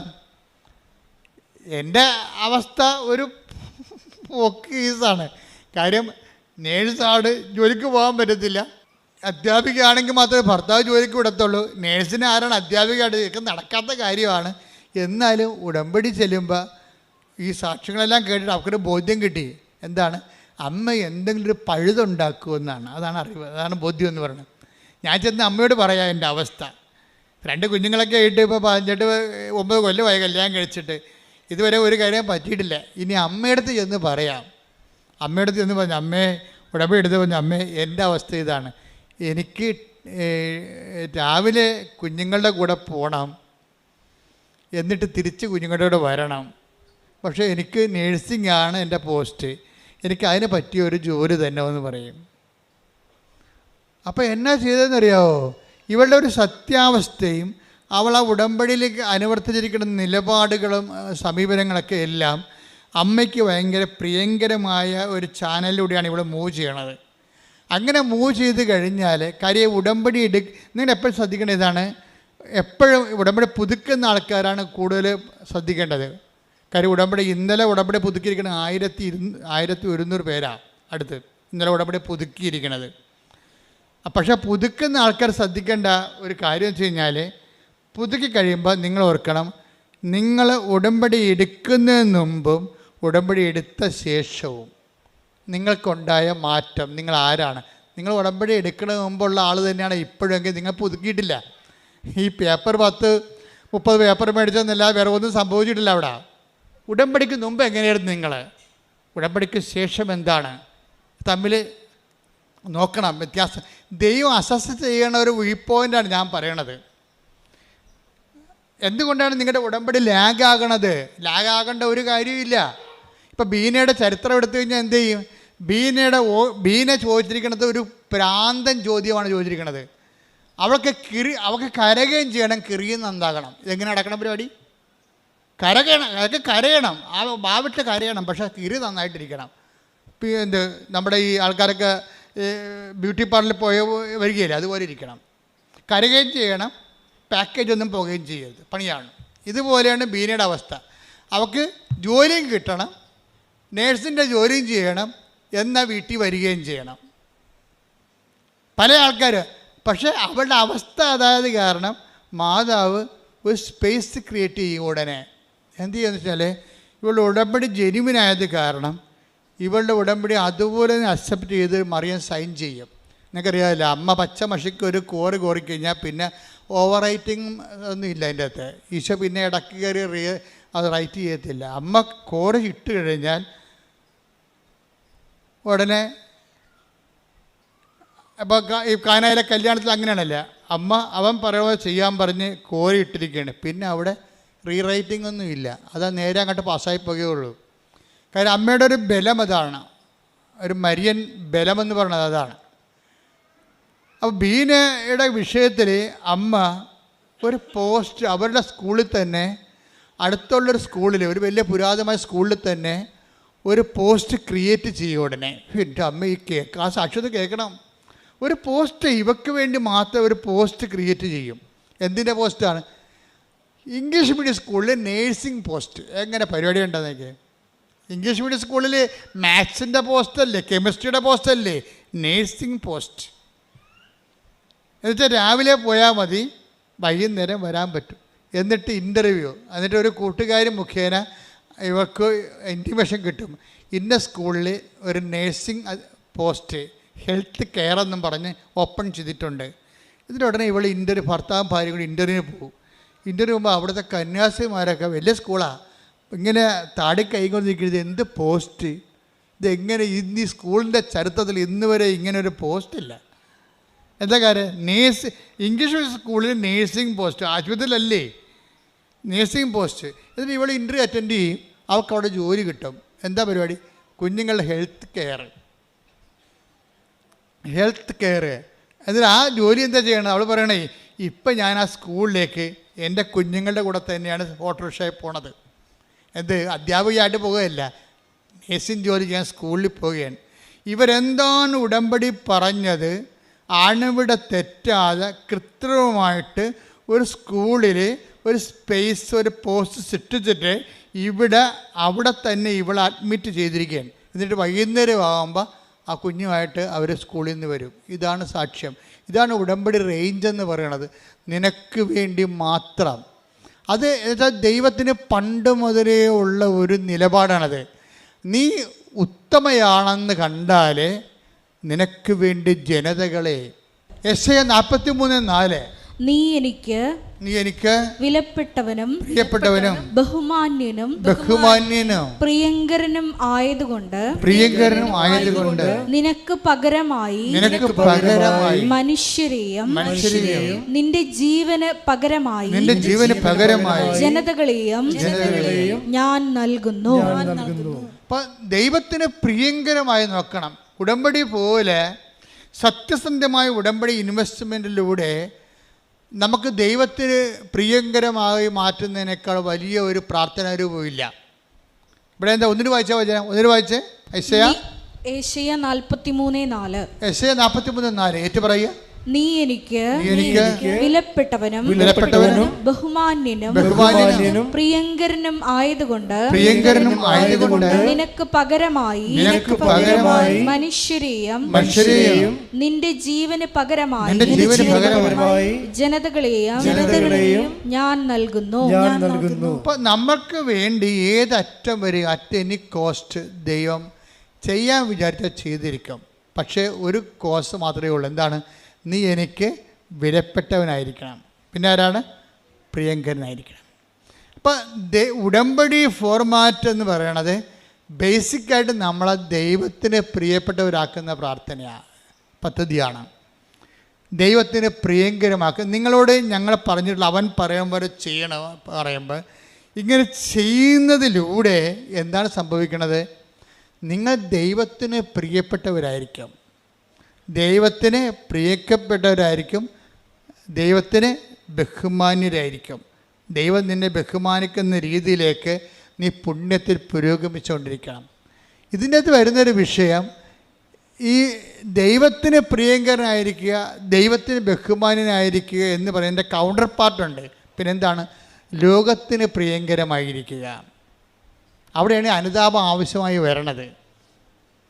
ലോകത്തിന് പ്രിയങ്കരമായിരിക്കുക, സാത്താന് പ്രിയങ്കരമായിരിക്കുക.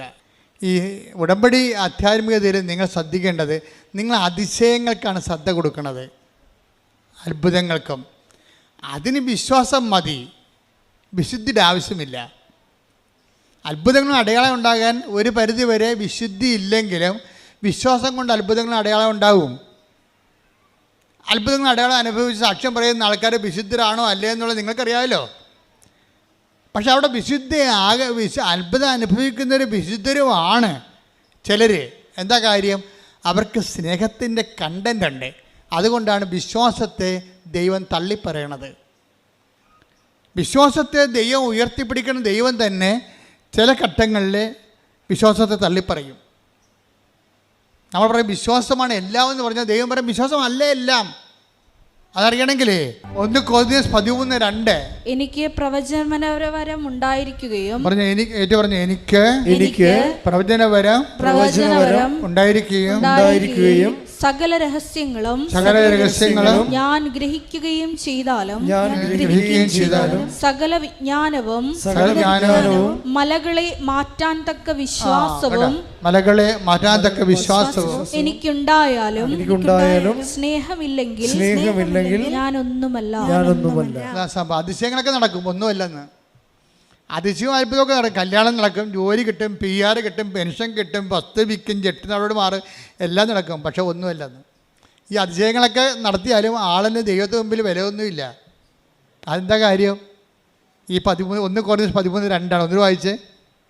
എനിക്ക് പ്രവചനവരം ഉണ്ടായിരിക്കുകയും സകല രഹസ്യങ്ങളും ഞാൻ ഗ്രഹിക്കുകയും ചെയ്താലും സകല വിജ്ഞാനവും മലകളെ മാറ്റാൻ തക്ക വിശ്വാസവും എനിക്കുണ്ടായാലും സ്നേഹമില്ലെങ്കിൽ ഞാനൊന്നുമല്ല. അപ്പൊ ഈ ഒന്നുമല്ലാത്ത അവസ്ഥ ബിഗ് സീറോ ആയിട്ടിരിക്കും. വിശ്വാസമല്ല എല്ലാം. ഈ വിശ്വാസത്തിൽ എന്തെല്ലാം അത്ഭുതങ്ങൾ നടത്തിയാലും ശരി, നിങ്ങൾ നാളെ കോടീശ്വരനായാലും ശരി, ദൈവത്തിൻ്റെ മുമ്പിൽ നിങ്ങൾ ബിഗ് സീറോ ആയി മാറും. അതുകൊണ്ടാണ് കർത്താവ് പറയണത്, കർത്താവേ കർത്താവേ ഞങ്ങളുടെ തിരുവീഥികളിൽ നീ അത്ഭുതങ്ങൾ ചെയ്തിട്ടുണ്ട്, രോഗികളെ ശുശ്രൂഷിച്ചിട്ടുണ്ട്, മരിച്ചവരെ ഉയർപ്പിച്ചിട്ടുണ്ട് എന്നൊക്കെ പറയുമ്പോഴേ കർത്താവിൻ്റെ അത്ഭുതങ്ങളുടെ ദിക്സാക്ഷികളായി കഴിഞ്ഞിട്ടും പറയും ഐ ഡോണ്ട് നോ യു, എനിക്ക് നിങ്ങളെ അറിയത്തില്ല. Take the bed of God. ശ്രദ്ധിക്കട്ടെ. ഹല്ലേലൂയ ഹല്ലേലൂയ ഹല്ലേലൂയ ഹല്ലേലൂയ ഹല്ലേലൂയ.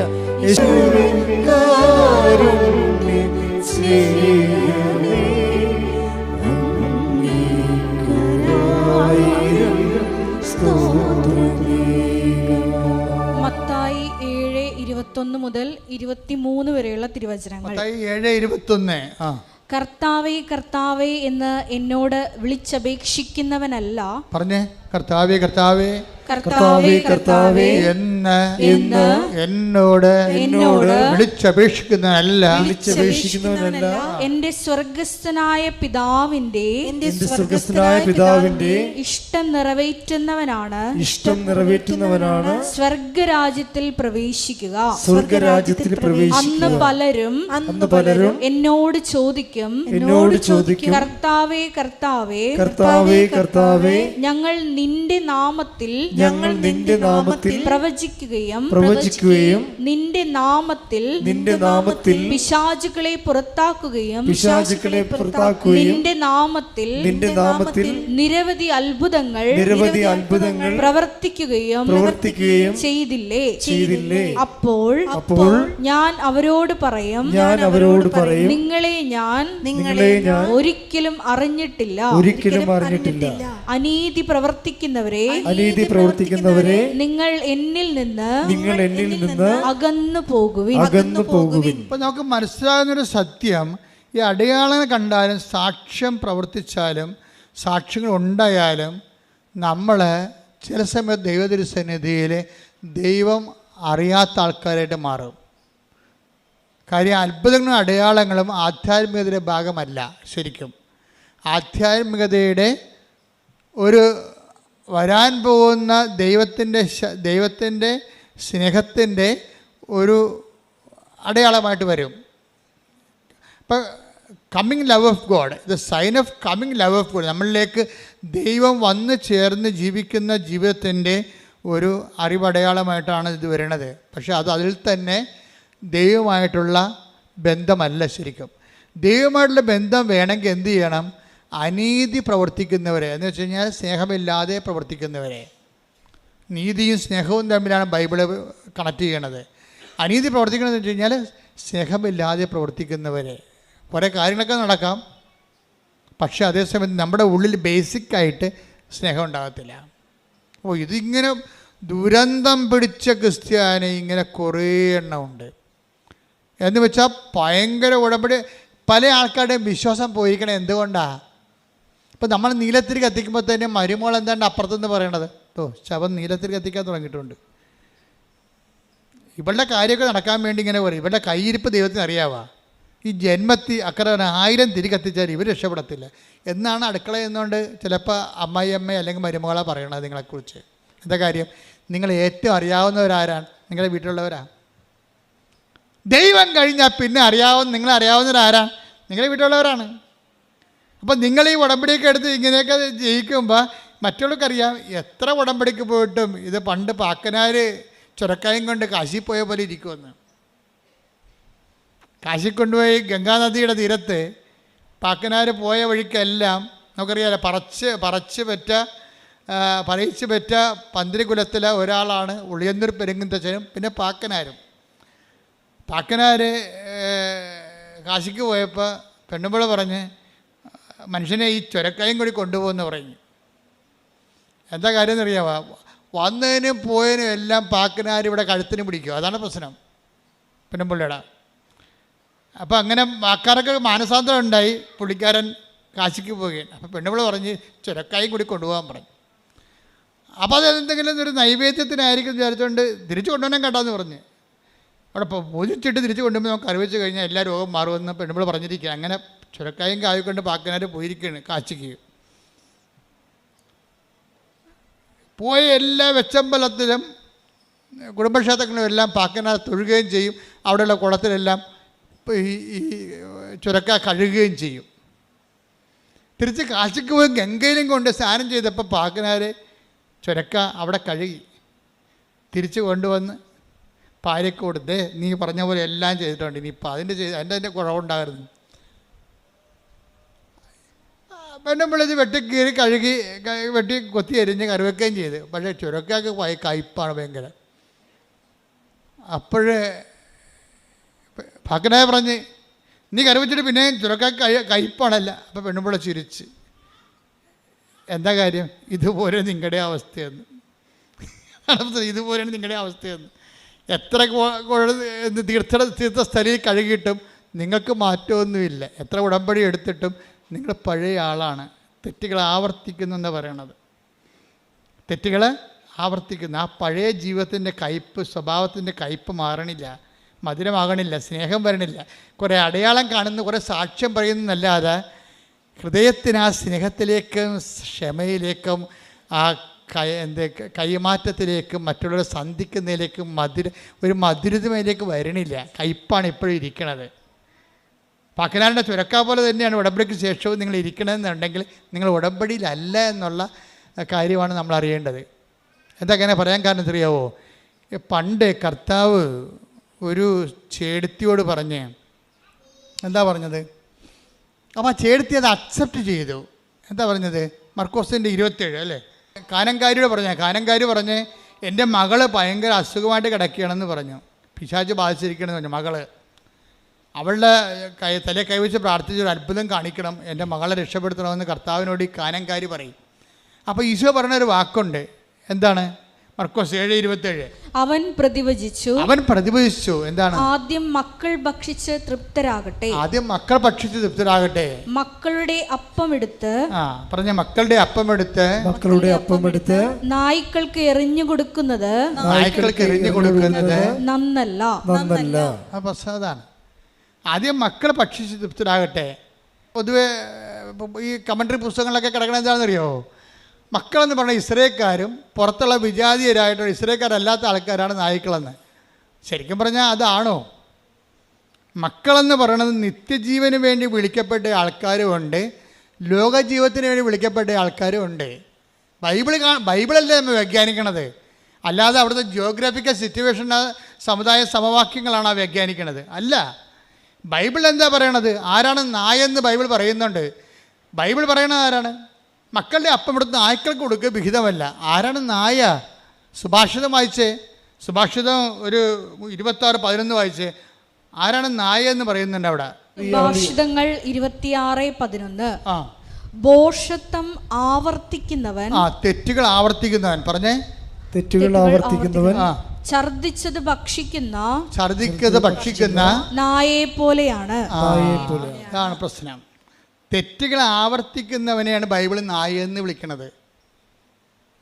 മനസ്സിലായില്ലേ? ഇത് അച്ഛൻ്റെ വ്യാഖ്യാനമല്ല, ഞാൻ ആ വ്യാഖ്യാനം എടുത്തത് പത്രോസിൽ നിന്നാണ് എടുത്തത്.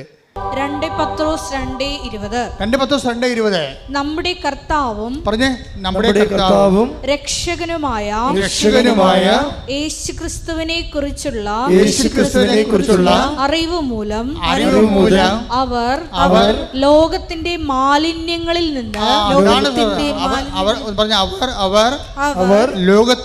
ലോകത്തിന്റെ മാലിന്യങ്ങളിൽ നിന്ന് രക്ഷ പ്രാപിച്ചതിന് ശേഷം വീണ്ടും അവയിൽ കുരുങ്ങുകയും അവയാൽ തോൽപ്പിക്കപ്പെടുകയും ചെയ്യുന്നെങ്കിൽ അവരുടെ അന്ത്യസ്ഥിതി ആദ്യത്തേതിനേക്കാൾ മോശമായിരിക്കും.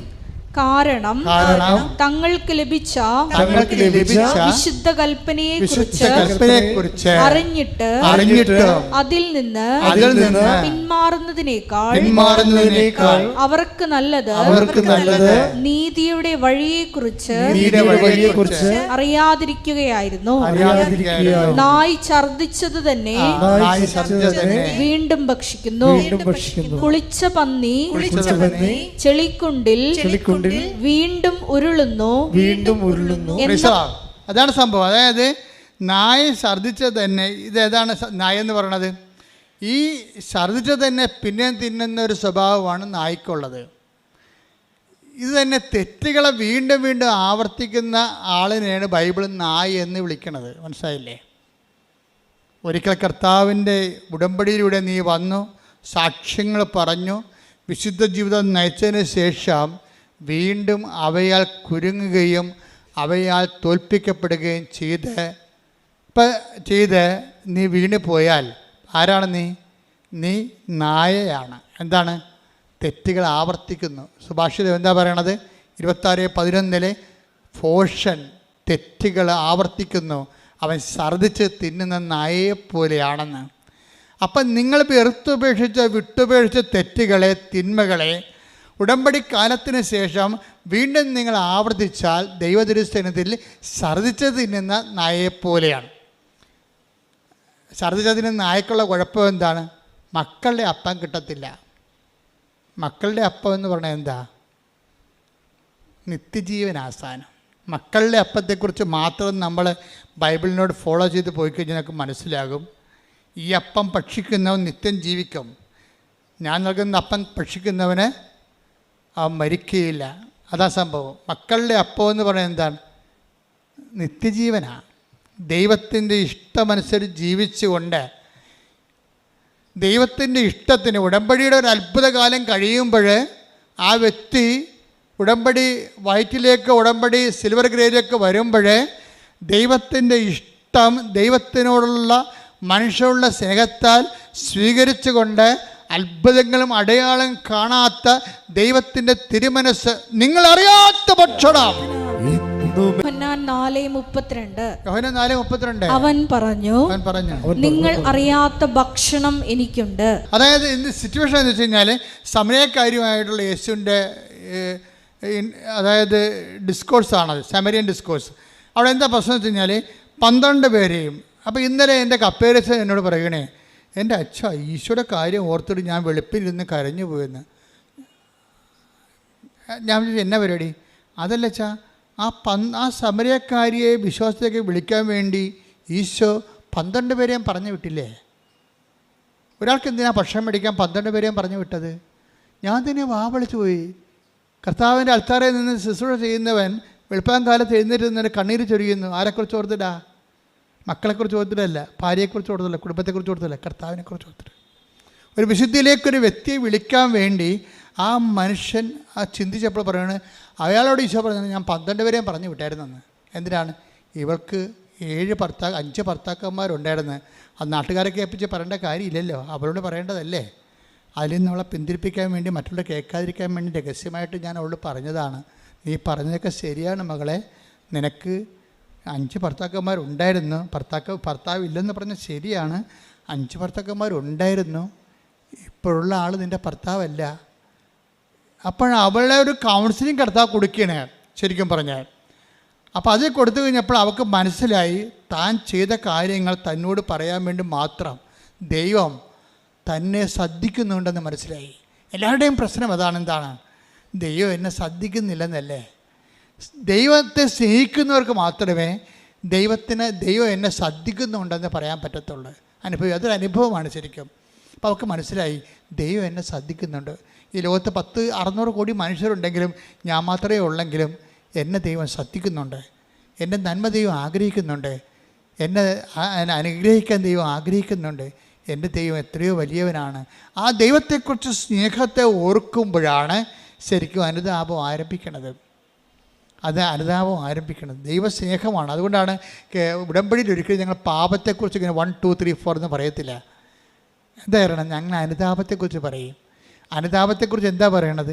അനുതാപം ഒരു പ്രോഡക്റ്റാണ്. എന്തിൻ്റെയാണ്? ദൈവസ്നേഹത്തിൻ്റെ പ്രോഡക്റ്റാണ്. നിങ്ങൾ പത്രം കൊടുക്കുമ്പോഴും കർത്താവേ എനിക്ക് കൊടുക്കാനേ പറയും. എൻ്റെ കണ്ണുകൊണ്ട് തന്നെ ഇത് കണ്ട് വായിക്കാൻ പറ്റണില്ല. പക്ഷെ മറ്റുള്ളവർ വായിക്കാൻ വേണ്ടി ഞാനിത് കൊടുക്കുമ്പോൾ എൻ്റെ പരാധീനത കൂടി അവരെ പരിഹരിച്ചിട്ട് അവർ വായിച്ചിട്ട് നിന്നെ അറിയാൻ ഇടയാക്കണേ. അങ്ങനെ ഉള്ളിൽ പ്രാർത്ഥനയോടുകൂടിയാണ് കൊടുക്കണമെന്നുണ്ടെങ്കിൽ നിങ്ങൾ ദൈവസ്നേഹം വർദ്ധിക്കാം. സാക്ഷ്യങ്ങൾ പറയുന്നവരുടെ ദൈവസ്നേഹത്തിൽ നിലവാരം നിങ്ങൾ ശ്രദ്ധിക്കണം. വല്ലാത്ത നിലവാരമുള്ളവരാണ് ഈ ദൈവസ്നേഹത്തിൻ്റെ സാക്ഷ്യം പറയണത്. അങ്ങനെ വരുമ്പോൾ ദൈവസ്നേഹം മുന്തുന്ന അനുസരിച്ച് കൊണ്ട് അനുതാപം നിരന്തരമായിക്കൊണ്ടേയിരിക്കും. നിരന്തര അനുതാപം അത് പ്രോസസ്സാണ് മരണം വരെ. അതാണ് പത്രോസൊക്കെ he went out and cried bitterly എന്നൊക്കെ പറയുമ്പോഴും ഗ്രീക്കുകാരൻ പറയും കാറ്റാഫിലയോൺ, പ്രസൻറ്റ് കണ്ടിന്യൂസ് ടെൻസാണ് ഉപയോഗിക്കുന്നത്. എന്താണ്? അവൻ കരഞ്ഞുകൊണ്ടേയിരുന്നു. മരണം വരെ കരഞ്ഞൊരു മനുഷ്യനാണ് കർത്താവിൻ്റെ താക്കോല് കിട്ടിയ അധികാരം കിട്ടിയ ആൾ. അയാൾ പഠിച്ച ആളല്ല, അയാൾ മരണം വരെ കരഞ്ഞുകൊണ്ടിരുന്ന ആളാണ്. അനുതാപത്തിൽ നിന്ന് അനുതാപത്തിലേക്ക് പത്രോസ് പോയിക്കൊണ്ടേയിരുന്നു. അനുതാപത്തിൽ നിന്ന് അനുതാപത്തിലേക്ക് പോയിക്കൊണ്ടിരുന്നു. ഇത് തന്നെയാണ് ശരിക്കും പറഞ്ഞാൽ ബഥനിയിലെ മറിയത്തിന് സംഭവിച്ചത്. മറിയം ദാഠ്യമൊക്കെ വെച്ചുകൊണ്ടിരിക്കുകയായിരുന്നേ. കാര്യം മറിയം യേശുവിൻ്റെ വലിയ ആളായിരുന്നല്ലോ. യേശു വീട്ടിൽ വന്നപ്പോൾ മാർത്ത ഭയങ്കര ബഹളമൊക്കെ കാണിച്ച് കർത്താവിന് വേണ്ടി ഭക്ഷണം ചെയ്യുമ്പോഴും മറിയം കർത്താവിൻ്റെ മുഖത്ത് നോക്കി കർത്താവിൻ്റെ വചനം കേട്ട് അവിടെ ഇങ്ങനെ സാഗൂതം അങ്ങനെ ഇരിക്കുകയായിരുന്നു. അത്രയ്ക്ക് ഇൻറ്റിമസി ആയിരുന്നു. പക്ഷേ ആ വചനം കേൾക്കാൻ തന്നെ അവൾക്ക് ത്രില്ലടിക്കുമായിരുന്നു. അപ്പം അതുകൊണ്ട് അത് അവളിൽ നിന്ന് മാറ്റപ്പെടുക. വചനം കേൾക്കാനുള്ള അഭിനിവേശവും അഭിഷേകവും ഒക്കെ കിട്ടിയിട്ടുണ്ട്. മാർത്ത ബഹളം ഉണ്ടാകും പറയും, കർത്താവ് പറയും ഐ ആം സോറി മാർത്ത, ഇവൾക്കിത് അഭിഷേകമായിട്ട് കിട്ടിയിരിക്കുന്ന വചനം അത് അവളിൽ നിന്ന് മാറ്റപ്പെടത്തില്ലെന്നാണ് തോന്നണമെന്ന് പറയും. അത് ദൈവം കൊടുത്തൊരു വരമാണ്. ദൈവം ആ വരം തിരിച്ചെടുത്താൽ മാത്രമേ അവൾ അടുക്കളയിൽ പോയി ജോലി ചെയ്യത്തുള്ളൂ. അപ്പോൾ ദൈവം ആ വരം തിരിച്ചെടുക്കാൻ തയ്യാറല്ല. അപ്പം അതുകൊണ്ട് നീ നിൻ്റെ ജോലി തന്നെ പെട്ടെന്ന് കൂട്ടിയിട്ട് കറികളുടെ എണ്ണമൊക്കെ കുറച്ചിട്ട് നീയും വന്ന് എൻ്റെ കൂടെ ഇരിക്കും ഇവിടെ പോയി, അതാണ് എനിക്കിഷ്ടമെന്ന് ഈശോ പറയും. എന്ത് രസമാണ് ആ ഡിസ്കോഴ്സ് കേൾക്കാൻ, മനോഹരമാണ് ശരിക്കും. അപ്പം അത് ഞാനത് പറയാം. പക്ഷെ അതൊക്കെ നമ്മൾ പറയേണ്ടതേ ഇപ്പം ഞാൻ പറഞ്ഞു നിർത്തിയതിന് സംഭവിച്ചു കഴിഞ്ഞാൽ ഈ മകളെ തനിച്ച് വിളിച്ചിട്ട് അവളുടെ ജീവിതത്തിലേക്ക് ദൈവം കടന്നു വരാൻ ആഗ്രഹിക്കുന്നു. അവൾ ബേസിക്കായിട്ട് നല്ലവളാണെന്ന് തോന്നുകയാണ്. അതാണ് ഈ ബേസിക്കായിട്ട് നല്ലവനാകണമെന്ന് എപ്പോഴും നല്ലതാണ്. എന്നുവെച്ചാൽ ഒരു അവസരം വന്നാൽ ദൈവത്തിന് വേണ്ടി നമ്മൾ ഒരു നിലപാടെടുക്കുന്നവരാണ് ബേസിക്കായിട്ട് നല്ലവർ. അപ്പം അങ്ങനെ ഉണ്ട്. അതുകൊണ്ട് അവരോട് അത് പറയുമ്പോൾ അവരോട് സംസാരിച്ചുകൊണ്ടിരുന്നിട്ട് സംസാരം തീരണില്ല. കാര്യം ഇത് വലിയൊരു നീണ്ട കഥയാണല്ലോ. അപ്പോൾ 10 ദിവസം ഭക്ഷണം കൊണ്ട് വന്നിട്ട് അകലെ നിൽക്കുകയാണ് വെയിലത്ത്. ഞാൻ ആ കിണറ്റിൽ പോയിട്ടുള്ളതാണ്. കർത്താവ് ഇരുന്ന് സംസാരിച്ച കിണർ ഇപ്പോഴും ഉണ്ട് സമരയാക്കി. അവിടെ ഒരു അറബി മരം നിൽക്കുന്നുണ്ട്, പക്ഷെ ഭയങ്കര മഞ്ഞ നിറവാണ്. അവിടെ വെള്ളമൊന്നുമില്ല, കിണറുണ്ടെന്ന് മാത്രമേ ഉള്ളൂ. വെള്ളമില്ലാത്ത കാരണം മരുഭൂമി പോലുള്ള സ്ഥലമാണ് സമരയായിൽ യാക്കോബിൻ്റെ കിണർ. അവിടെ ഇരുന്നാൽ ഞാൻ അവിടെ നിന്നപ്പോൾ ശരിക്കും ഞാൻ എൻ്റെ കണ്ണ് നിറഞ്ഞു പോയി. കിണറിൻ്റെ അരികിൽ നിന്നപ്പോൾ ഞാൻ പറഞ്ഞു, ഈശോ എന്ത് കഷ്ടമാണ്. ഒരാത്മാവിനെ വീണ്ടെടുക്കാൻ വേണ്ടി ഈ കിണറ്റിൻ്റെ കരയിൽ 43 ഡിഗ്രി ചൂടാണ് അപ്പോൾ ഉള്ളത്. അപ്പൻ്റെ ടെമ്പറേച്ചർ 43 ഡിഗ്രിയാണ്. ആ ചൂടിൽ ഇവളെയും കാത്ത് ഇവളോട് സംസാരിക്കാൻ നിൽക്കണം കർത്താവ്. എന്ന് വെച്ചാൽ അതുപോലെയുള്ള ജനലക്ഷങ്ങളാണ്, ഇനി കോടികളാണ് ഭൂമിയിലേക്ക് വരുന്നത്. അവർക്കെല്ലാം വേണ്ടിയുള്ള കർത്താവിൻ്റെ കരുതലും കാത്തു നിൽപ്പുമെന്ന് വെച്ചാൽ നമ്മളൊക്കെ കാണുമ്പോൾ കണ്ണ് നിറഞ്ഞു പോകും. എന്നിട്ട് സംസാരം തീരാത്തപ്പോൾ അവനെ ഡിസ്റ്റർബ് ചെയ്യുന്നുണ്ട് പത്രോസ് പറയും, ഗുരു ഭക്ഷണം. അപ്പോൾ പത്രോസിനോട് ഈശോ പറയും, നിങ്ങളറിയാത്ത ഭക്ഷണം എനിക്കുണ്ടെന്ന് പറയും. അപ്പോൾ പത്രോസിനത് സുവിശേഷം മനസ്സിലാകത്തില്ല. പത്രോസ് ആരെങ്കിലും കൊണ്ടുവന്ന് നമ്മളെക്കാൾ നേരത്തെ ഭക്ഷണം കൊടുത്ത് കാണുമായിരിക്കും, അല്ലെങ്കിൽ ചേർത്ത് തന്നെ വന്ന് ഭക്ഷണം കൊടുത്ത് കാണുമായിരിക്കും. പക്ഷേ ആ സംസാരം എല്ലാം പിരിഞ്ഞ് പോകുമ്പോൾ അവൾ പെട്ടെന്ന് നാട്ടിലിട്ട് പോയിട്ട് വലിയ സുവിശേഷ വേലയൊക്കെ ചെയ്തിട്ട് തിരിച്ചു വരും. അതിനുള്ളിൽ കർത്താവ് പറയും, നിങ്ങളറിയാത്ത ഭക്ഷണം എനിക്കുണ്ട്. എന്താണ് എൻ്റെ ഇഷ്ടം? എൻ്റെ ഭക്ഷണം എന്താണ്? എൻ്റെ പിതാവിൻ്റെ ഇഷ്ടം നിറവേറ്റുകയാണ് എൻ്റെ ഭക്ഷണം. അപ്പോൾ അടയാളങ്ങളില്ലെങ്കിലും ദൈവത്തിൻ്റെ ഒരു നീല ഉടമ്പടിക്കാരും ചാര ഉടമ്പടിക്കാരും ഒക്കെ ശ്രദ്ധിക്കേണ്ടത്, നിങ്ങൾക്ക് അടയാളങ്ങൾ ഉണ്ടാവാതിരിക്കാനാണ് ഞാൻ പ്രാർത്ഥിക്കുന്നത്. എന്താ കാര്യം എന്നറിയാമോ? ആ ഒരു മച്ചൂരിലേക്ക് ഉടമ്പടി ചെല്ലുമ്പോഴേ ദൈവേഷ്ടം അന്നു വേണ്ട ആഹാരം ഡെയിലി ബ്രെഡായിട്ട് നമ്മളതിൽ കഴിച്ച് നിത്യതയ്ക്ക് വേണ്ടി നമ്മളെ തന്നെ ഒരുക്കും. അനുദിന ജീവിതത്തിൻ്റെ കാരണങ്ങൾ ഇതൊക്കെ നിങ്ങൾക്ക് ആവശ്യമാണെന്ന് എൻ്റെ സ്വർഗസ്ഥൻ. ഇപ്പം നിങ്ങൾ ദൈവത്തിൻ്റെ സ്വഭാവം ബീന വിജയൻ്റെ സാക്ഷ്യത്തിൽ നിന്ന് take the word of God 10:51 മർക്കോസ് 10:51. യേശു ചോദിച്ചു, ഞാൻ നിനക്ക് വേണ്ടി എന്ത് ചെയ്യണമെന്നാണ് നീ ആഗ്രഹിക്കുന്നത്? Praise the Lord. യേശു ചോദിച്ചു, ഞാൻ നിനക്ക് ഒരു അന്ധന് കാഴ്ച നൽകുന്ന സംഭവമാണ്. അന്ധനെ കാണുമ്പോൾ ഈശോ ചോദിക്കണത്, ഞാൻ നിനക്ക് വേണ്ടി എന്ത് ചെയ്യണം? അപ്പോൾ അവരെന്ത് പറയും? എനിക്ക് കാണണമെന്ന് പറയും. അപ്പം നമ്മൾക്ക് പെർട്ടിക്കുലറായിട്ട് ഇപ്പം ബീന വിജയൻ എന്താ കർത്താവിനോട് ചോദിച്ചത്? എനിക്ക് ജോലി വേണം, പക്ഷെ ഞാൻ ടീച്ചറാണ്, എനിക്ക് രാവിലെ പോകണം, എൻ്റെ 2 കുഞ്ഞുങ്ങളുണ്ട്, വൈകുന്നേരം വരണം. അങ്ങനെ ഒരു നേഴ്സിന് ജോലി കിട്ടുക, പക്ഷേ എനിക്ക് ജോലി തരണം, എനിക്ക് കുഞ്ഞുങ്ങളെ പോറ്റണ്ടേ. അപ്പോൾ ഞാൻ എന്ത് 10:51 പറഞ്ഞാൽ എന്താണ്? ഞാൻ എന്ത് പറഞ്ഞേ? ഞാൻ നിനക്ക് വേണ്ടി എന്ത് ചെയ്യണമെന്നാണ് നീ ആഗ്രഹിക്കുന്നത്. അപ്പൊ നമ്മൾ ഈ ഉടമ്പടി വെച്ചിരിക്കുന്ന 6 കാര്യങ്ങൾ നമ്മൾ ആഗ്രഹിക്കണതല്ലേ, അത് നടക്കും. നമ്മൾ ഉടമ്പടി വെച്ചിരിക്കുന്ന 6 കാര്യങ്ങളെ നമ്മൾ ആഗ്രഹിക്കുന്ന കാര്യങ്ങളല്ലേ, അത് 10:51 പ്രകാരം നടക്കും. ജപ്തി ആയാലും, സ്ഥലമില്ലെങ്കിലും, പ്രൊമോഷൻ വേണമെങ്കിലും, നിങ്ങളെ പിരിച്ചുവിട്ട കമ്പനി തിരിച്ചെടുക്കണമെങ്കിലും എല്ലാം നടക്കും. നിങ്ങൾ ഉടമ്പടിയിൽ എന്ത് ചെയ്യണം? നിങ്ങളെ ഉടമ്പടിയിൽ ആദ്യം നിങ്ങൾ എന്ത് ചെയ്യണം? നിങ്ങളുടെ ആദ്യം ദൈവരാജ്യത്തെയും അതിൻ്റെ നീതിയെയും കുറിച്ച് നമുക്കൊരു അന്വേഷണമുണ്ട്. ഉടമ്പടി ഒരു അന്വേഷണമാണ്. എവിടെയാണ്, ഏത് മേഖലയിലാണ് ദൈവത്തിൻ്റെ രാജ്യവും നീതിയും എനിക്ക് നിറവേറ്റിപ്പോകും. അപ്പോൾ ദൈവത്തെക്കുറിച്ചുള്ള ചിന്തയും ദൈവവചന അനുപേക്ഷണീയമായ ഒരു ജീവിത പുനഃക്രമീകരണവുമാണ് ഉടമ്പടി ആവശ്യപ്പെടുന്നത്. ഇതിനകത്ത് വരുമ്പോൾ ഒരു ഭാഗം കഴിയുമ്പോൾ, അടയാളങ്ങളുടെ ഒരു കാലം കഴിയുമ്പോൾ, നമുക്കറിയാമല്ലോ ബൈബിളിൻ്റെ ഒരു ചിട്ടവട്ടങ്ങളിൽ നോക്കിയാൽ മനസ്സിലാകും. ബൈബിള് ഒരു 15-ാം അധ്യായം പറയും. മർക്കോസിൻ്റെ സുവിശേഷം എടുക്കാം. മർക്കോസിൻ്റെ സുവിശേഷത്തിൽ ഒരു 18 അധ്യായം ഉണ്ടെന്ന്, 16 അധ്യായമുണ്ട്. 16 അധ്യായം എന്ന് പറയുമ്പോൾ 8 അധ്യായം കഴിയുമ്പോൾ പിന്നെ അത്ഭുതങ്ങളില്ല. യോഹന്നാന്റെ സുവിശേഷം എത്ര ഉണ്ട്? 21 അധ്യായങ്ങളുണ്ട്. ആ ലാസറിനെ ഉയർപ്പിച്ച് കഴിഞ്ഞാൽ പിന്നെ അത്ഭുതങ്ങളില്ല. 11-ാം അധ്യായത്തിൽ വെച്ച് ക്ലോസ് ചെയ്യും, ഷഡ് ചെയ്യും. എല്ലാ അടയാളങ്ങളും ഷഡ് ചെയ്യും. ലൂക്കാന്റെ സുവിശേഷത്തിൽ അത് തന്നെ സംഭവം. 24 അധ്യായങ്ങളുണ്ട്. 12 അധ്യായത്തിൽ വെച്ച് അടയാളങ്ങൾ ക്ലോസ് ചെയ്യും. അടയാളം ഒരു കാലമാണ്, ദൈവത്തിലേക്ക് നിന്നെ വളർത്തിക്കൊണ്ടുവരുന്നൊരു കാലമാണ്. പിന്നെ നമ്മൾ അടയാളമില്ലാത്ത കാലം അമ്മയോടൊപ്പം ജീവിക്കും. നമ്മൾ അടയാളമില്ലെങ്കിലും അമ്മയോടൊപ്പം ജീവിക്കും. എന്താ കാര്യം? അടയാളമെന്ന് പറയണത് അന്നു വേണ്ട ആഹാരം പോലെയാണ്. എന്താണ്? അങ്ങയുടെ ഇഷ്ടം നിറവേറ്റുകയാണ് എൻ്റെ പിതാവിൻ്റെ ഇഷ്ടം നിറവേറ്റുകയാണ്. നിങ്ങളറിയാത്ത ഭക്ഷണം എനിക്കുണ്ട്. എന്താണ് കാര്യം? എൻ്റെ പിതാവിൻ്റെ ഇഷ്ടം നിറവേറ്റുകയാണ് എൻ്റെ ആഹാരം. ചില കാര്യങ്ങൾക്ക് അടയാളങ്ങൾ കിട്ടിയില്ല എന്നുണ്ടെങ്കിൽ അപ്പോൾ അടയാളം കിട്ടുന്ന വെള്ളിയാണെങ്കിൽ അടയാളം കിട്ടാതെ തന്നെ നിലനിൽക്കുകയും അതേസമയം നീ അത് അക്സെപ്റ്റ് ചെയ്യുകയും ചെയ്യുമ്പോൾ അത് ദൈവഹിതമാകുകയും സ്വർണ്ണമാകുകയും ചെയ്യും. അതെന്താ അർത്ഥമെന്ന് ഞാൻ പറഞ്ഞാൽ, ഇപ്പം നിങ്ങൾക്ക് ഇന്നലെ ഒരു സാക്ഷ്യം, മെനയെന്നൊരു സാക്ഷ്യം. അവർക്ക് കുറേ 8 കൊല്ലമായിട്ട് മക്കളില്ല. മെനയെന്നത്തെ സാക്ഷ്യമാണ്. 8 കൊല്ലമായിട്ട് അവർക്ക് മക്കളില്ല. അപ്പോൾ പല തരത്തിലുള്ള സംഭവങ്ങളൊക്കെ ചെയ്തിട്ടും ഈ ശാസ്ത്രീയമായ മേഖല നോക്കിയിട്ട് അവർക്ക് മക്കളില്ല. പക്ഷെ ഉടമ്പടി എടുത്തപ്പോൾ അന്ന് തന്നെ അവർ ആ ആഴ്ചത്തിന് അവർ പ്രഗ്നൻ്റ് ആകും.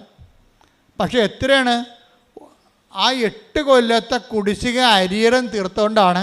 ഇപ്പോൾ ഒരു കൊല്ലം ഒരു കൊച്ചിനെ പ്രസവിക്കണമെങ്കിൽ അതിനെ വളർത്തി പാലുകുടി മാറണമെങ്കിൽ എന്നെ 2.5 കൊല്ലം വേണമല്ലോ, അല്ലേ? അപ്പോൾ 3 പിള്ളേർക്ക് എത്ര കൊല്ലം വേണം? 2.5 വെച്ച് കണക്കാക്കി കഴിഞ്ഞാൽ 8 കൊല്ലം വേണം. അപ്പോൾ 8 കൊല്ലം പിള്ളേരില്ലായിരുന്നിട്ട് 8ാമത്തെ കൊല്ലം ഉടമ്പടി എടുത്തപ്പോൾ 3 പിള്ളേർ ഒരുമിച്ച് കൊടുക്കുക. അതിൻ്റെ അർത്ഥം അതാണ്. അപ്പോൾ ഒറ്റ ആശുപത്രി കിടപ്പേ ഉള്ളതിൻ്റെ അത്. അല്ലെങ്കിൽ നമ്മൾ ഓരോ കൊച്ചിനും പോയി ആശുപത്രി കിടക്കണ്ടേ? 1 ലക്ഷമോ 1 ലക്ഷമോ നിങ്ങളുടെ സാമ്പത്തിക നിലവാരം പോലെ അപ്പോഴപ്പം മുടക്കണം. ഇത് ഒറ്റ ആശുപത്രി കിടപ്പം 3 പിള്ളേർ 8 കൊല്ലം ഒന്നിച്ചു തരാൻ ദൈവത്തിന് കഴിയും. ഞാൻ ആ സാക്ഷ്യം കേട്ടപ്പോൾ ഞാൻ ഞെട്ടിപ്പോയി. കാര്യം ഈ സാക്ഷ്യം ആവർത്തിക്കുന്നുണ്ട്. എപ്പോഴും ഇങ്ങനെ എല്ലാ കൊല്ലവും ഇങ്ങനെ 3 കുഞ്ഞുങ്ങൾ 12 കൊല്ലം മക്കളില്ല, 12ാമത്തെ കൊല്ലം 4 കുഞ്ഞുങ്ങൾ ഒരുമിച്ച് പ്രസവിക്കും. ആ പഴയ സാക്ഷികൾ നോക്കിയാൽ മതി. എന്നുവെച്ചാൽ ഇത്രയും നാളുള്ള കുരിശുകയും അരിയറും ചേർത്ത് ഒരുമിച്ച് തരാൻ ദൈവത്തിന് കഴിയും. 4 ആശുപത്രി കിടപ്പും 4 പ്രസവ ലീവിന് പകരം ഒറ്റ പ്രസവ ലീവും ഒറ്റ ആശുപത്രി കിടപ്പും ഒറ്റ തവണ തീർപ്പാക്കും കണ്ട്. ഇത് ദൈവത്തിന് കഴിയണതാണ്. അതാണ് നിങ്ങൾ എന്താണ് ആഗ്രഹിക്കുന്നത് അതുപോലെ ചെയ്യും. പക്ഷേ ഇതൊക്കെ ദൈവം ചെയ്യണത് കാര്യങ്ങളാണ്. ഉടമ്പടി എന്ന് പറയുമ്പോൾ ഇതിൻ്റെ ഒരു വലിയ ഒരു സംഭവമാണ്. അതായത് ദൈവം ഒറ്റത്തവണ തീർപ്പാക്കിയിട്ട് ഇത്രയും നാളുള്ള നിൻ്റെ കണ്ണീരിനെല്ലാം ഒറ്റ ഉത്തരം തരും. പക്ഷേ എന്താ പ്രശ്നം വെച്ച് കഴിഞ്ഞാൽ, പ്രശ്നം എന്ന് പറഞ്ഞാൽ ഞാൻ ഭയങ്കര സീരിയസ് ആണ് ഈ വിഷയത്തിൽ. ദൈവം ഇത്രയും നല്ലവനായിട്ടും ദൈവം ഇത്രയും കൃത്യമായിട്ടും ദൈവം അരിയറ് ചേർത്ത് കുടിശ്ശിക സഹിതം കൊടുക്കുമ്പോഴും ആ വ്യക്തിക്ക് നിനക്ക് 4 കുഞ്ഞുങ്ങളെ കിട്ടി. ഈ 4 കുഞ്ഞുങ്ങളും നീ വളർത്തി വഴിപിഴച്ചവളാക്കുകയാണെങ്കിൽ ഉള്ള അവസ്ഥ എന്താണ്? 4 ആത്മാക്കൾ ജന്മങ്ങൾ നിൻ്റെ കൈ കിട്ടി പാഴാകത്തില്ലേ? അതാണ് പ്രശ്നം. അത് പ്രശ്നമാണ്. മക്കളില്ലെന്നല്ല നീ പറയേണ്ടത് ദൈവത്തോട്. ഒരു കുഞ്ഞിനെ തന്നാൽ ഞാൻ ദൈവത്തിൻ്റെ മകനെ എൻ്റെ രക്തസാക്ഷിയായി നിന്നാലും ശരി, ഞാൻ എൻ്റെ ദൈവത്തിൻ്റെ കുഞ്ഞിനെപ്പോലെ വളർത്തുമെന്ന് നീ പറയണം. അത് പറയാൻ നീ തയ്യാറാണെങ്കിൽ നീ ഇങ്ങനെ മിഷ്യം പോലെ പ്രസവിക്കും. എന്താ കാര്യം എന്നറിയാമോ? ദൈവത്തിനെ എനിക്കറിയാം. നമ്മൾ ദൈവത്തിൻ്റെ കരങ്ങൾ കണ്ടാണ് ഇവിടം വരെ എത്തിയത്. അത് ദൈവത്തിന് ഒന്നും പഞ്ഞമില്ല. അമർത്തി കുലുക്കി നിറച്ചളന്ന് അവൻ നിൻ്റെ മടിയിലോട്ട് 6:36 ലൂക്കാൻ്റെ സുവിശേഷം. ദൈവത്തിൻ്റെ സ്വഭാവം അതാണ്. പക്ഷെ നമ്മുടെ സ്വഭാവത്താണ് ഇപ്പോൾ പ്രശ്നം വന്നിരിക്കുന്നത്. കാര്യം എന്താണ്? ദൈവത്തിൻ്റെ സ്വഭാവം കാണിക്കുമ്പോൾ നമ്മുടെ സ്വഭാവം ദൈവസ്വഭാവത്തിലേക്ക് കൺവേർഷൻ സംഭവിക്കണം. ഇതിനാണ് നിരന്തര അനുതാപം എന്ന് പറയണത്. നിരന്തര അനുതാപം എന്ന് പറയുമ്പോൾ അമളി പറ്റിക്കഴിഞ്ഞാൽ സമ്മതിക്കാൻ തയ്യാറാകണം. അനുതാപം തുടങ്ങണത് സമ്മതിക്കാൻ തയ്യാറ്. ഇപ്പോൾ കാനംകാരിയോട് കർത്താവ് പറഞ്ഞു, മക്കളുടെ അപ്പം എടുത്ത് നായ്ക്കൾക്ക് കൊടുക്കുക വിഹിതമല്ല. അപ്പോൾ അവളെന്താ പറഞ്ഞത്? That is my right my lord, I am a dog. നീ പറഞ്ഞത് ശരിയാണ്. ഞാൻ തന്നെ വീണ്ടും അനുതാപമില്ലാതെ വീണ്ടും ഞാൻ നായി ഛർദ്ദിച്ചത് തന്നെ പിന്നെയും തന്നെ എന്ന് പറഞ്ഞാൽ ചെയ്ത് തെറ്റ് തന്നെ പിന്നെയും ചെയ്യുന്ന ആളാണ് ഞാനൊരു നായയാണ്. അതാണ് സംഭവം. അതായത് കർത്താവ് അത് വെളിപ്പെടുത്തി കൊടുക്കുമ്പോൾ നായെ ഛർദ്ദിച്ചത് തന്നെ, അത് മക്കളുടെ അപ്പം എടുത്ത് നായ്ക്കൾക്ക് കൊടുക്കുക വിഹിതമല്ല. നായ്ക്കളെന്ന് പറഞ്ഞാൽ എന്താണ്? ചെയ്ത് തെറ്റ് തന്നെ തെറ്റാണെന്ന് തന്നിട്ട് പിന്നെയും ചെയ്തുകൊണ്ടിരിക്കുന്നത്. എല്ലാവരും, അച്ഛനായാലും കപ്പനായാലും കർത്തനായാലും ആരായാലും, ഇനി കത്തോലിക്കനായാലും ക്രിസ്ത്യാനി ആയാലും എല്ലാവരും നായ തന്നെയാണ്. തെറ്റുകൾ ആവർത്തിക്കണമെങ്കിൽ അവൻ ഒരു നായയാണ്. അതൊക്കെ നായ ഛർദ്ദിച്ചത് തന്നെ. പിന്നെ ഇപ്പം അനുതാപം എന്ന് പറയുന്നത് തെറ്റുകൾ ആവർത്തിക്കാത്ത അവസ്ഥ കൂടിയാണ്. അനുതാപത്തിൻ്റെ ആരംഭം എവിടുന്നാണ് തുടങ്ങണത്? ആദ്യമേ തന്നെ അതിൻ്റെ ABCD എന്ന് പറയുന്നത് തെറ്റുകൾ ആവർത്തിക്കാത്ത അവസ്ഥ. കൃപാസനത്തിൽ പരിശുദ്ധ കുർബാന കൈമാറ്റം ചെയ്യുമ്പോൾ അതിക്ക് മുമ്പ് മനസ്താപനം ചെലുത്തിരിക്കും. എന്താ കാര്യം? മേലിൽ പാപം ചെയ്യില്ലെന്നും എന്നാ പറയണേ. അതിനകത്ത് ഏറ്റവും വലിയ സംഭവം എന്താണ്? നമുക്കറിയാമല്ലോ, നല്ല കുമ്പസാരത്തിനുള്ള കാര്യങ്ങൾ ഒന്നെന്താണ്? മേലിൽ പാപം ചെയ്യാതിരിക്കുന്നതാണ്. അത് അക്രൈസ്തവനായാലും ക്രൈസ്തവനായാലും പഴയ തെറ്റുകൾ ആവർത്തിക്കത്തില്ലെന്ന് കർത്താവിനോട് പറഞ്ഞാൽ അന്ന് മുതൽ ഉടമ്പടി ഫയറാകാൻ തുടങ്ങും. പ്രാർത്ഥിക്കുക, കർത്താവായ ദൈവമേ, ഞാൻ ഉടമ്പടിയിലേക്ക് കടന്നു വന്നാൽ, പണ്ട് ചെയ്തു വന്നിരുന്ന പാപങ്ങളെ ആവർത്തിക്കാതിരിക്കാൻ എന്നെ സഹായിക്കണമേ. അപ്പൊ അവൾ പറഞ്ഞ ഇതാണ്, കർത്താവേ, ഇനി ഞാൻ ആവർത്തിക്കത്തില്ല. ഞാനൊരു നായയാണ്, എനിക്ക് അവകാശമില്ല. ഞാൻ തെറ്റുകൾ തന്നെ വീണ്ടും തന്നെ ചെയ്ത തെറ്റുകൾ തന്നെ പിന്നെ ചെയ്യണതാണ്. പക്ഷേ ഇനി ഞാൻ ഞങ്ങൾക്ക് ഒരു അവകാശമുണ്ടല്ലോ നിൻ്റെ മുമ്പിൽ. അപ്പോൾ എല്ലാം സമ്മതിക്കും, തൻ്റെ അവസ്ഥകളെ സമ്മതിക്കും, അത് തിരിച്ചറിയും. ഇവിടുത്തെ പ്രോബ്ലം എന്താണ്? നമ്മൾ നല്ലതാണെന്ന് വിചാരിക്കണമല്ല പ്രശ്നം. നമ്മൾക്ക് എനിക്കൊരു കുഴപ്പമില്ല, ഞാൻ ഓക്കെ ആണെന്നല്ലേ എല്ലാവരും പറയണത്. അതാണ് കുഴപ്പം മുഴുവനും. ഉടമ്പടിയുടെ കുഴപ്പമെന്ന് പറഞ്ഞ ബോധ്യം. നാലാമത്തെ ബോധ്യം എന്താണ്? ഞാൻ ഓക്കെയാണ്, എന്നെക്കാൾ വിശുദ്ധനോ എന്നെക്കാൾ നല്ല മനുഷ്യനോ ലോകത്തില്ല. അപ്പം നമ്മളുടെ വശം നീതീകരിച്ചു കൊണ്ട് അവസാനം വരെ നമ്മൾ നിൽക്കും. എല്ലാവരുടെ സംസാരം, ഇൻക്ലൂഡിങ് മൈസെൽഫ്, എല്ലാവരുടെ സംസാരത്തിലും സ്വയം നീതീകരണം എന്ന് പറയണത് ശരിക്കും പറഞ്ഞാൽ അനുതാപമില്ലാത്ത അവസ്ഥ തന്നെയാണ്. സ്വയം നീതീകരിക്കണം. പക്ഷേ നമ്മൾ ഓക്കെയാണ്, അവരാണ് കുഴപ്പക്കാരെന്നാണ്. നമ്മൾ ഓക്കെയാണ്, അവരാണ് കുഴപ്പക്കാർ. പക്ഷേ കാര്യം എന്താ പറയണത്? ഞാൻ ഓക്കെ അല്ല കർത്താവേ, അത് ശരിയാണ്, അങ്ങ് പറഞ്ഞ ശരിയാണ്. മറിയവും ഈ അനുതാപത്തിലേക്ക് ആ കാനങ്കാരി കടന്നു വന്നപ്പോഴാണ് മക്കളുടെ അപ്പം എടുത്ത് അവൾക്ക് കൊടുത്തത്. നിത്യജീവൻ ഉൾപ്പെടെയുള്ള ദൈവാനുഗ്രഹങ്ങളിലേക്ക് അവളെ കർത്താവ് തിരിച്ചു കൊണ്ടുവരികയാണ്. ദൈവത്തിലേക്ക് വരിക എന്ന് വെച്ച് കഴിഞ്ഞാൽ ഒരു അടയാളം. ഇപ്പോൾ എന്തുമാത്രം നോൺ ക്രിസ്ത്യൻസാണോ ഉടമ്പടി എടുക്കണത്? നിങ്ങൾക്ക് തോന്നുന്നുണ്ടോ നിങ്ങളുടെ മകളെ കെട്ടിക്കാനാണ് യേശു ക്രിസ്തു ക്രൂശിക്കപ്പെട്ടതെന്ന്? നിങ്ങൾക്ക് തോന്നുന്നു നിങ്ങൾ സ്ഥലം വിൽക്കാനാണ് കർത്താവ് ഉയർപ്പിക്കപ്പെട്ടതെന്ന്? നിങ്ങൾ കർത്താവിൻ്റെ ഉയർപ്പിൻ്റെ ഉത്ഥാനത്തിനും പങ്കാളികളായിട്ട് ഉടമ്പടിയിൽ നിന്ന് പങ്കുപറ്റുന്നുണ്ടെങ്കിൽ ദൈവിക ലക്ഷ്യമെന്ന് തിരിച്ചറിയണം. എന്താണ് കാര്യം? നിത്യതയാണ് എൻ്റെ ലക്ഷ്യം. നിങ്ങൾ പ്രാർത്ഥിക്കേണ്ടത് എന്താണ്? കർത്താവേ, നിത്യത വരെ അങ്ങനെ കൊണ്ട് ജീവിക്കാൻ എന്നെ സഹായിക്കണമേ. പ്രാർത്ഥിക്കുക, കർത്താവേ, അനുതാപത്തിന്റെ നീണ്ട സമയ സഞ്ചാരങ്ങളിലെ നിത്യത വരെ ജീവിക്കുവാൻ അങ്ങയോടൊപ്പം ജീവിക്കുവാൻ എന്നെ സഹായിക്കണമേ. ശ്രദ്ധിക്കട്ടെ, അനുതാപത്തിലേക്കുള്ള ആത്മീയ സഞ്ചാരമാണ് ഉടമ്പടിയുടെ വളർച്ച എന്ന് പറയണത്. അപ്പോഴത് നമുക്ക് ചില വിഷയങ്ങൾക്ക് അഭിഷേകം കിട്ടാം, ചില വിഷയങ്ങൾ നമ്മൾ അത് ഇല്ലാതിരുന്ന കാലത്തേക്കാൾ ഇല്ലാത്ത കാലത്ത് ഉള്ളതിനേക്കാൾ മെച്ചമായ ആന്തരികമായ സന്തോഷം ലഭിക്കും. ക്രിസ്തീയ ആധ്യാത്മികത എന്ന് പറയുന്നത് നമ്മൾ ഇന്ന് വരെ കാണാത്ത നിധികളുള്ള സ്ഥലമാണ്. ക്രിസ്തീയ ആധ്യാത്മികത ഈശോ നിധി എന്നാണ് വിളിക്കുന്നത്, ട്രഷർ. അത് ഗോപനം ചെയ്താൽ, അത് കണ്ടെത്തിയാൽ പിന്നെ അത് ഗോപനം ചെയ്യണം, മറച്ചു വെക്കണം, പോയി തനിക്കുള്ളത് വിൽക്കണം, ആ നിധി വാങ്ങണമെന്ന് ഈശോ 13 മത്തായി 13 പറയണത്. ഞാൻ നിങ്ങൾ പറയാൻ ഉദ്ദേശിക്കുന്ന കാര്യം, ഇപ്പോൾ തന്നെ ഉദാഹരണം, ഇപ്പോൾ കാര്യം എന്താ സംഭവിക്കുന്നത്? അയാൾ പറഞ്ഞു, that is right my lord, അത് ശരിയാണെന്ന് പറഞ്ഞു. കർത്താവ് ഒരു കാര്യം പറയുമ്പോൾ അത് തെറ്റാണെന്നാണ് എല്ലാവരും പറയണത്. അങ്ങനെയല്ല, ഞാൻ ശരിയാണ്, കർത്താവാണ് തെറ്റെന്ന് പറയും. കാര്യം എന്താ പറയണത്? ഞാൻ തെറ്റാണ്, അങ്ങ് ശരിയാണ്. ദൈവത്തിൻ്റെ വചനം ശരിയാണെന്ന് പറയണത് എങ്ങനെയാണ്? ദൈവത്തിൻ്റെ വചനം നടപ്പിൽ വരുത്തുമ്പോഴാണ് ദൈവത്തിൻ്റെ വചനം ശരിയാണെന്ന് പറയണം, അല്ലാതെ വായിക്കുമ്പോഴല്ല. വായിക്കുമ്പോൾ ശ്രദ്ധിച്ചേക്കണം. ഉടമ്പടി നിങ്ങൾ വന്ന് എടുത്തെങ്കിൽ അതിൻ്റെ അരമണിക്കൂർ വചനം വായിക്കാൻ വേണ്ടി നിയമമുള്ളതാണ്. നിങ്ങൾ വചനം വായിക്കാതെ ഉടമ്പടി ഉപ്പ് അടിച്ച് മാറ്റിക്കൊണ്ട് ഇവിടുന്ന് 4 കാലം വീണ് ഓടിയാൽ ഈ സാധനം വർക്കൗട്ട് ചെയ്യത്തില്ല. ഇവിടുന്ന് എന്താണ് പറഞ്ഞിരിക്കുന്നത് അതുപോലെ ചെയ്യാൻ പറ്റാത്തവർ ഉടമ്പടി എടുക്കരുത്. അത് ദൈവത്തെ പറ്റിക്കാൻ വേണ്ടിയും വയറ്റിപ്പഴുപ്പിന് വേണ്ടി വരുന്നവരാണ്. അപ്പോൾ അതുകൊണ്ട് ആരെടുത്താലും ആരെടുത്താലും ഉടമ്പടി അരമണിക്കൂർ വചനം വായിക്കണമെന്ന് പറഞ്ഞാൽ നിർബന്ധമായിട്ടും വചനം വായിച്ചിരിക്കണം. ചിലപ്പോൾ നിങ്ങൾക്ക് തന്നിരിക്കേണ്ട ഒരു ഓപ്ഷൻ എന്ന് പറയണത് 5 മിനിറ്റ് ഇടപെട്ട്, ഇപ്പോൾ 5 മിനിറ്റ് വായിച്ചാൽ പിന്നെ വൈകുന്നേരം 5 മിനിറ്റ് വായിച്ച് കിടക്കാൻ നേരത്ത് 5 മിനിറ്റ് വായിച്ച് അങ്ങനെ വായിക്കാം. ഒറ്റയടിക്ക് വായിക്കണമെന്നില്ല നിങ്ങളുടെ സമയം. പക്ഷേ വചനം വായിച്ചിരിക്കണം. അത് എക്സോർവായി ആരുടമ്പടി എടുത്താലും ഞങ്ങൾക്കത് ബാധകമല്ലെന്നൊരു കാര്യമില്ല. ഉടമ്പടി നിങ്ങൾക്ക് ബാധകമാകണമെങ്കിൽ ഉടമ്പടിയിലുള്ള പറഞ്ഞിരിക്കുന്ന എല്ലാ നിബന്ധനകളും നിങ്ങൾക്ക് ബാധകമാകണം. പ്രാർത്ഥിക്കുക, കർത്താവേ ഉടമ്പടി നിയമങ്ങള് നിബന്ധനകള് പൂർണ്ണമായി നിറവേറ്റാൻ എന്നെ അനുഗ്രഹിക്കണമേ, എന്നെ അഭിഷേകം ചെയ്യണമേ. ശ്രദ്ധിക്കട്ടെ,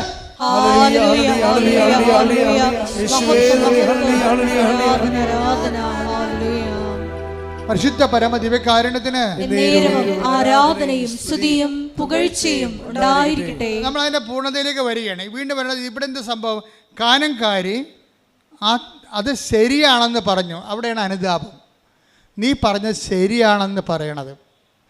നമ്മുടെ ജീവിതമല്ല ശരി, കർത്താവിൻ്റെ വചനമാണ് ശരി. ഇനി കർത്താവിൻ്റെ വചനം അനുസരിച്ചുകൊണ്ട് ഞാൻ എൻ്റെ ജീവിതം പുനഃക്രമീകരിക്കുമെന്നാണ് കാനംകാരി പറഞ്ഞത്. അപ്പോൾ അവളുടെ മകൾ സുഖം പ്രാപിച്ചു. അടയാളങ്ങൾ ദൈവം നൽകണത് ദൈവവചനം ശരിയാണെന്ന് നമ്മുടെ ജീവിതത്തിലെ വചനം നിറവേറ്റിക്കൊണ്ട് സാക്ഷ്യം പറയും. സാക്ഷ്യപ്പെടുത്തി ജീവിക്കുമ്പോഴാണ് ദൈവം അത് ശരിയായിട്ട് അംഗീകരിക്കണത്. ഇത് തന്നെയാണ് ശരിക്കും പറഞ്ഞാൽ ബഥനിയയിലെ മറിയം ചെയ്യണത്. ബഥനിയയിലെ മറിയത്തിന് ഒരു തെറ്റ് പറ്റി. എന്താ തെറ്റ്? അവൾ കർത്താവിനെ മിസ്അണ്ടർസ്റ്റാൻഡ് ചെയ്ത് വചനം ചുമ്മാ കേട്ടോണ്ടിരിക്കണതാണ് കാര്യമെന്നാണ് അവൾ വിചാരിച്ചത്. വലിയ ആനക്കാര്യമായിരിക്കും വചനം വായിച്ചുകൊണ്ടിരിക്കണതും കേട്ടുകൊണ്ടിരിക്കണതും. പക്ഷെ മാർത്ത അവളുടെ ചേർത്ത് മാർത്തായ്ക്ക് വചനത്തെക്കുറിച്ച് വലിയ ഗ്രാഹ്യമൊന്നുമില്ല. അത് നിയമപരമായിട്ട് അവൾ ജീവിക്കുന്നുണ്ട്, വചനം വായിക്കുന്നുണ്ട്. പക്ഷെ അവൾ പറയണത് ഉത്തരവാദിത്തങ്ങളൊക്കെ ചെയ്യണമാണ് വലിയ കാര്യമെന്ന് അവൾ പറയണത്. ഇത് രണ്ട് എക്സ്ട്രീമാണെന്നാണ് ഈശോ പറയണത്. ഉത്തരവാദിത്തങ്ങളും ചെയ്യണം, വചനം നിറവേറ്റുകയും ചെയ്യണം, വചനം വായിക്കുകയും ചെയ്യണം, വചനം കേൾക്കുകയും ചെയ്യണം. അതുകൊണ്ടാണ് നീയും വന്ന് വചനം കേൾക്കാൻ പറയണത്. പക്ഷേ എന്നാ പറ്റി? ഒരു ഇഷ്യൂ ആ കുടുംബത്തെ ക്രിയേറ്റ് ചെയ്യുമ്പോൾ ആ തൂണും തുണയുമായി നിന്ന ലാസർ അവരുടെ ആങ്ങളെ തന്നെ രോഗിയായി നോക്കുമ്പോൾ എന്താ പറ്റി? അടുത്തിരുന്ന മറിയം പറയും രോഗിയായതുകൊണ്ട് അവർ ആദ്യം ഈ ലാസറിന് രോഗം വന്നിട്ട് മറിയം മൈൻഡ് ചെയ്യില്ല. എന്താ കാര്യം? ആണും തൂണും തടിയും തൻ്റെടിയുമായിട്ട് നിൽക്കണ ആരാണ്? ദൈവം അവിടെ കൂടെ ഉണ്ട്, ഈശോ ഉണ്ട്. കാനായിലെ കല്യാണത്തിൽ വെള്ളം വീഞ്ഞാക്കിയും കടൽ വീഞ്ഞാക്കിയും നടന്നവൻ. അങ്ങനെ ഒത്തിരി ബയോഡേറ്റ ഉള്ള ക്രിസ്തു അവളുടെ ഒരു കുടുംബ സുഹൃത്തിനെ പോലെ ഉണ്ട്. ദൈവമായിട്ട് ആവശ്യമില്ലാത്ത സ്വകാര്യ ബന്ധം ചില ആൾക്കാരുണ്ടാക്കും. കർത്താവിൻ്റെ പ്രാണനാണ്, സുഹൃത്താണ്, മണ്ണാങ്കട്ടിൻ്റെ ഒരു കുഴപ്പമില്ല. ലാസ്റ്റ് 2 പെങ്ങന്മാരുണ്ടായിരുന്നു.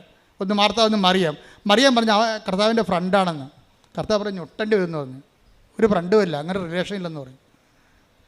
എന്താ കാര്യം?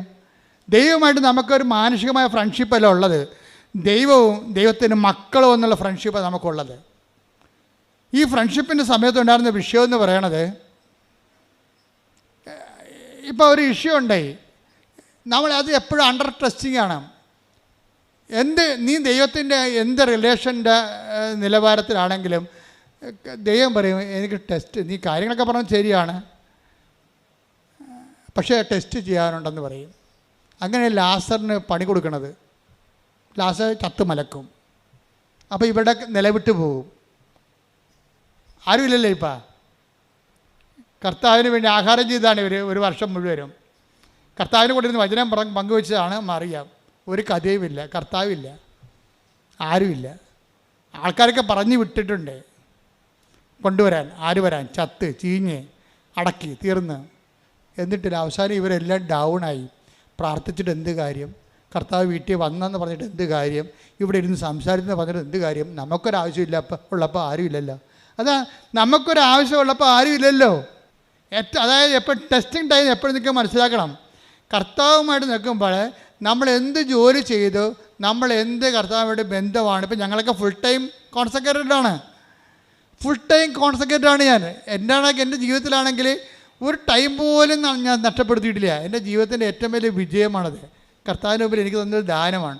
ഒരു ടൈം പോലും ഞാൻ വേസ്റ്റ് ചെയ്തിട്ടില്ല, വേസ്റ്റിന് വേണ്ടി ഉപയോഗിച്ചിട്ടില്ല. എല്ലാം സുവിശേഷത്തിന് വേണ്ടിയും സഭയ്ക്ക് വേണ്ടിയും സാംസ്കാരിക കലാവിധങ്ങൾക്ക് വേണ്ടിയും സഭയോട് ബന്ധപ്പെട്ട സമൂഹത്തിന് വേണ്ടിയും പൊതുസമൂഹത്തിന് വേണ്ടിയാണ് ജീവിച്ചത്.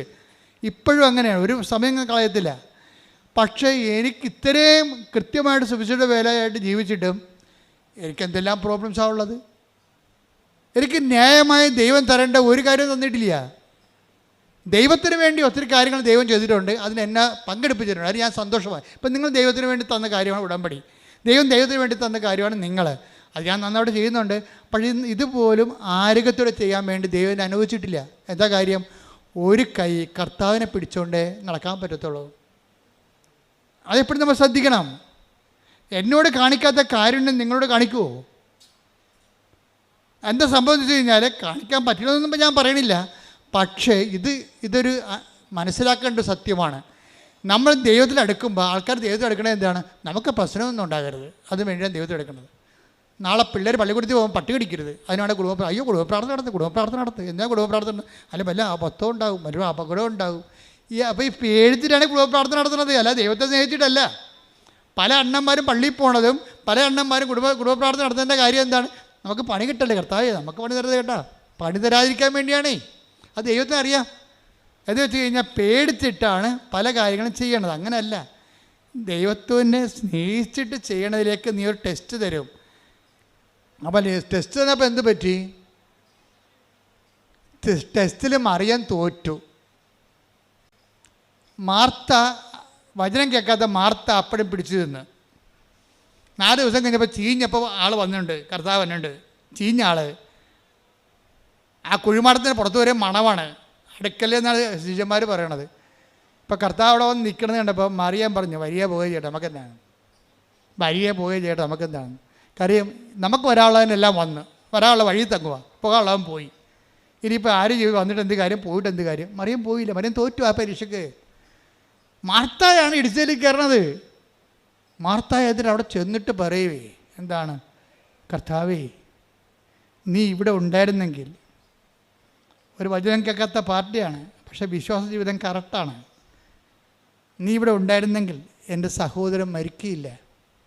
പക്ഷേ നീ ദൈവത്തോട് ചോദിക്കണത് എന്തും ദൈവം നിനക്ക് നൽകുമെന്ന് ഇപ്പോഴും എനിക്കറിയാം. അതാണ് മാർത്തയുടെ വിശ്വാസം. വല്ലാത്ത വിശ്വാസമാണ്. കഴിഞ്ഞ ദിവസങ്ങളിൽ ജോമോളനോട് പറഞ്ഞ്, ഇവളെ പഠിപ്പിച്ച ആരോ ഉണ്ടാക്കി വിളിച്ച് പറഞ്ഞ്, ഗ്രീക്കിൽ എഴുതിയിരിക്കണത് കർത്താവേ, നീ ലോകത്തിലേക്ക് വരുന്ന മിശിഹായാണെന്ന് ഞാൻ വിശ്വസിച്ചിരുന്നത്, പണ്ട് വിശ്വസിച്ചിരുന്നെന്നാണ്, ഇപ്പം വിശ്വസിക്കണില്ലെന്നാണ് പറഞ്ഞതെന്ന്. ഞാൻ പറഞ്ഞു, നീ ചെന്ന് ആ മരമണ്ടനോട് ചോദിക്കുക. എന്താ ചോദിക്കേണ്ടത്? അങ്ങനെയാണെങ്കിൽ പിന്നെ എന്തുകൊണ്ടാണ് നിങ്ങൾ ബൈബിള് അതനുസരിച്ച് തിരുത്തുക? ബൈബിളിൽ ഒരു കാര്യം എഴുതിയിട്ട് ഇവന്മാർ വേറെ കാര്യം പഠിപ്പിക്കുമ്പോൾ ഇവന്മാർ ദൈവത്തിനെതിരെ സംസാരിക്കുകയല്ലേ? വിശ്വാസത്തിനെതിരെ ഇവരുടെ അക്കാഡമിക് ജാട കാരണം ആധ്യാത്മിക തകർച്ച ഉണ്ടാക്കുകയല്ലേ? ഇവരാർക്കും ഉത്തരവാദിത്തം കൊടുത്തത്? ഞാനിവിടെ ശരിക്കും പൂശി. എന്താ കാര്യം വെച്ചാൽ, കർത്താവിൻ്റെ വചനത്തിൽ എഴുതിക്കുന്നത് നമുക്ക് വ്യക്തിപരമായ വ്യാഖ്യാനത്തിനുള്ളതല്ലത്. മർക്കോസ് എന്താ പറഞ്ഞത്? മാർത്ത എന്താ പറഞ്ഞത്? കർത്താവേ, നീ ഇവിടെ ഉണ്ടായിരുന്നെങ്കിൽ എൻ്റെ സഹോദരൻ മരിക്കുകയില്ലായിരുന്നു. പക്ഷേ എന്താ പ്രശ്നം? നീ ദൈവത്തോട് ചോദിക്കണത് അത് നിങ്ങൾ പറയണം. നീ എന്ത് തകർന്നാലും തരിപ്പണമായാലും പറയണം. മാർത്തായെപ്പോലെ പറയണം. നീ ദൈവത്തോട് ചോദിക്കണത് എന്തും നീ ദൈവത്തോട് ചോദിക്കണം, ഇപ്പോഴും നിനക്ക് തരുമെന്ന് എനിക്കറിയാവുന്ന. അപ്പോഴ് ഈശോ പറയും, ഈ വിശ്വാസം ഈ ക്രൈസിസ് ടൈമിൽ എല്ലാം തീർന്ന് തല്ലിപ്പെരക്കി വാടക വീട്ടിൽ നിന്ന് അവിടെ നമ്മളെ ചവിട്ടി ഇറക്കി നമുക്കെതിരെ കേസുമായി. അപ്പോഴും പറയും, കർത്താവേ, നീ ദൈവത്തോട് ചോദിക്കണത് എന്തും ദൈവം നിനക്ക് തരുമെന്ന് ഇപ്പോഴും എനിക്കറിയാം എന്ന് നമ്മൾ പറയാം. 100,000 അനുഭവങ്ങൾ, ജനകോടികളും ജന്മാന്തരങ്ങളും അവരുടെ യേശുക്രിസ്തുവിനെ അവർ ജീവിക്കുമ്പോൾ അവരുടെ ജീവിതത്തിൽ മനുഷ്യന് മറക്കാനാവാത്ത, ഒരിക്കലും ദൈവത്തെ അംഗീകരിച്ച് ദൈവത്തിന് അംഗീകരിച്ച് കൊടുക്കാൻ പറ്റാത്ത പല ദുഃഖാനുഭവങ്ങൾ ഉണ്ടാകുമ്പോൾ മാർത്തായെപ്പോലെ ദൈവപൈതലിനെ പറയാൻ കഴിയണം. എന്താണ്? നീ, എൻ്റെ അവസ്ഥ ഇതാണ്, ഞാൻ തകർന്ന് തരിപ്പണമായി, ഐ ആം റെഡ്യൂസ്ഡ് ഇൻടു 0 പക്ഷേ ദൈവത്തോട് നീ ചോദിക്കണത് എന്തും ഇപ്പോഴും നിനക്ക് തരുമെന്ന് എനിക്കറിയാം. അതാണ് വിശ്വാസം. അപ്പോഴും സംസാരിക്കും കർത്താവ്. എന്താണ്? നിൻ്റെ സഹോദരൻ ഉയർത്തെഴുന്നേൽക്കും. യെസ്. അപ്പോൾ പറഞ്ഞു, യെസ് മൈ ലോർഡ്, യെസ്, അവൻ ഉയർത്തെഴുന്നേൽക്കും. എങ്ങനെയാണ്? അവൾ പറഞ്ഞ കാറ്റഗിസത്തിൽ അവൾക്കറിയാം. എന്താണ്? അന്തിമ നാളിൽ, പുനരുദ്ധാനഘട്ടത്തിൽ അവൻ ഉയർത്തെഴുന്നേൽക്കുമെന്ന് എനിക്കറിയാം. അപ്പം ഇപ്പം അവൻ ഉയർപ്പിച്ച് തരണമെന്നല്ല മാർത്ത പറയണത്. ഞാൻ നിന്നെ വിശ്വസിക്കുന്നു, നിത്യജീവന് വേണ്ടി വിശ്വസിക്കുന്നുവെന്ന്. അപ്പോൾ ഈശോ പറയും, Martha, I am the life and resurrection. ഞാനാണ് ജീവൻ, ഞാനാണ് പുനരുത്ഥാനം, നീതി വിശ്വസിക്കുന്നു. Yes my lord. അപ്പോൾ അവൾ പറയും യെസ് മൈ ലോർഡ്. ഈ ശവത്തിൻ്റെ നാറിയ ആ സ്ഥലത്ത് നിന്നുകൊണ്ട് ആ ശവക്കാറ്റടിക്കുമ്പോൾ അവൾ പറയും yes my Lord, yes my Lord, നീ ലോകത്തിലേക്ക് വരായിരുന്ന മിശിഹായാണെന്ന് ഞാൻ വിശ്വസിക്കുന്നു. അപ്പോൾ ഈശോ കൈ ഉയർത്തി ലാസറസ് കം ഔട്ട്. അവൻ കൈ ഉയർത്തിക്കൊണ്ട് പറയും ലാസറേ പുറത്തു വരാൻ. ഈ വിശ്വാസത്തിന് മുമ്പിൽ നീ അകത്ത് നിന്നിട്ട് എനിക്ക് കാര്യമില്ലെന്ന് പറയും. നിന്നെ പുറത്തു കൊണ്ടുവരാൻ കഴിയുമെന്ന് അവൾ വിശ്വസിക്കുന്നു, ഇപ്പോഴും അവൾ വിശ്വസിക്കുന്നു. അതുകൊണ്ട് നീ പുറത്ത് വരണം. ദൈവവേദനേ, നീ തകർന്ന് തരിപ്പണമായാലും, പരാജയത്തിൻ്റെ ഹവമാടത്തിൽ നീ അടക്കപ്പെട്ടിട്ട് നിന്നെ ചീഞ്ഞ മണം പുറത്ത് വന്നാലും, അപ്പോഴും നീ യേശു കർത്താവാണെന്ന് വിശ്വസിച്ചാൽ നിന്നെ കർത്താവ് മൃതത്തിൽ നിന്ന് ജീവനിലേക്ക് കൊണ്ടുവരും. കൈയടിച്ച് ശ്രദ്ധിക്കട്ടെ. ഹല്ലേലൂയ. കണ്ടപ്പോഴേ തകർന്നു പോയത് മറിയമാണ്. മറിയം കണ്ണുനീരോടെ ഇരിക്കുക. കാര്യം അവളെ വിളിച്ചിട്ട് വന്നില്ലല്ലോ. ഈ മഹാത്ഭുതം കാണാൻ വേണ്ടി കർത്താവ് ആളെ വിട്ട് അവളെ വിളിച്ചതാണ്. വന്നില്ല അവൾ. കർത്താവിനറിയാം ഇത് ഈ മരണം, ഈ രോഗം മരണകാരണമല്ല, മറിച്ച് കർത്താവിൻ്റെ ദൈവത്തിൻ്റെ മഹത്വം പ്രകടമാകാനാണ്. ആ വചനം കേട്ട വഷളിനെ കർത്താവ് ആളേച്ച് വിളിപ്പിച്ചതാണ്. അവൾ വന്നില്ല. അപ്പോൾ അവൾ എന്ത് കഠിനമുള്ള സംഭവമാണത്. പക്ഷെ ആ പാവപ്പെട്ട വചനം കേൾക്കാത്ത മാർത്ത വന്ന് കുറച്ച് കഴിഞ്ഞപ്പോൾ കർത്താവ് അവളെ വിളിപ്പിച്ചിട്ടാണ് അവളോട് ഇത് സംസാരിച്ചു. എന്നിട്ടാണ് കർത്താവ് ഉയർപ്പിച്ചത്. പക്ഷെ അതല്ല എൻ്റെ വിഷയം. അതിന് ശേഷം ഒരാഴ്ച കഴിഞ്ഞപ്പോഴേ അവളും കണ്ടില്ലേ കർത്താവ്, അവളും പറഞ്ഞത് തന്നെയാണ്, നീ ഉണ്ടായിരുന്നെങ്കിൽ ഇങ്ങനെ സംഭവിക്കത്തില്ല. എല്ലാവരുടെയും പ്രശ്നം അതാണല്ല, നീ ഉണ്ടായിരുന്നെങ്കിൽ ഇങ്ങനെ സംഭവിക്കത്തില്ലെന്ന്. നീ ഉണ്ടായിരുന്നില്ല, അങ്ങനെ സംഭവിച്ചു. എന്നാലും സുവിശേഷം നിൻ്റെ വീണ്ടെടുപ്പിന് ഒരു വാതിൽ തുറന്നിടുന്നുണ്ട്. അതാ സംഭവം. നീ ഉണ്ടായിരുന്നെങ്കിൽ ഇങ്ങനെ സംഭവിക്കത്തില്ലായിരുന്നു. ശരി, സംഭവിച്ചു. നീ ഇല്ലായിരുന്നു, അങ്ങനെ സംഭവിച്ചു എന്ന് പറഞ്ഞുകൊണ്ട് അത് അവസാന വാക്കല്ല. നിൻ്റെ വീണ്ടെടുപ്പിന് ദൈവം ഒരു വാതിൽ തുറന്നിട്ടിട്ടുണ്ട്. I am the door. അതാണ് കർത്താവ് പറഞ്ഞു, ഞാനാണ് വാതിലെന്ന്. കൈയടിക്കട്ടെ, ശ്രദ്ധിക്കട്ടെ.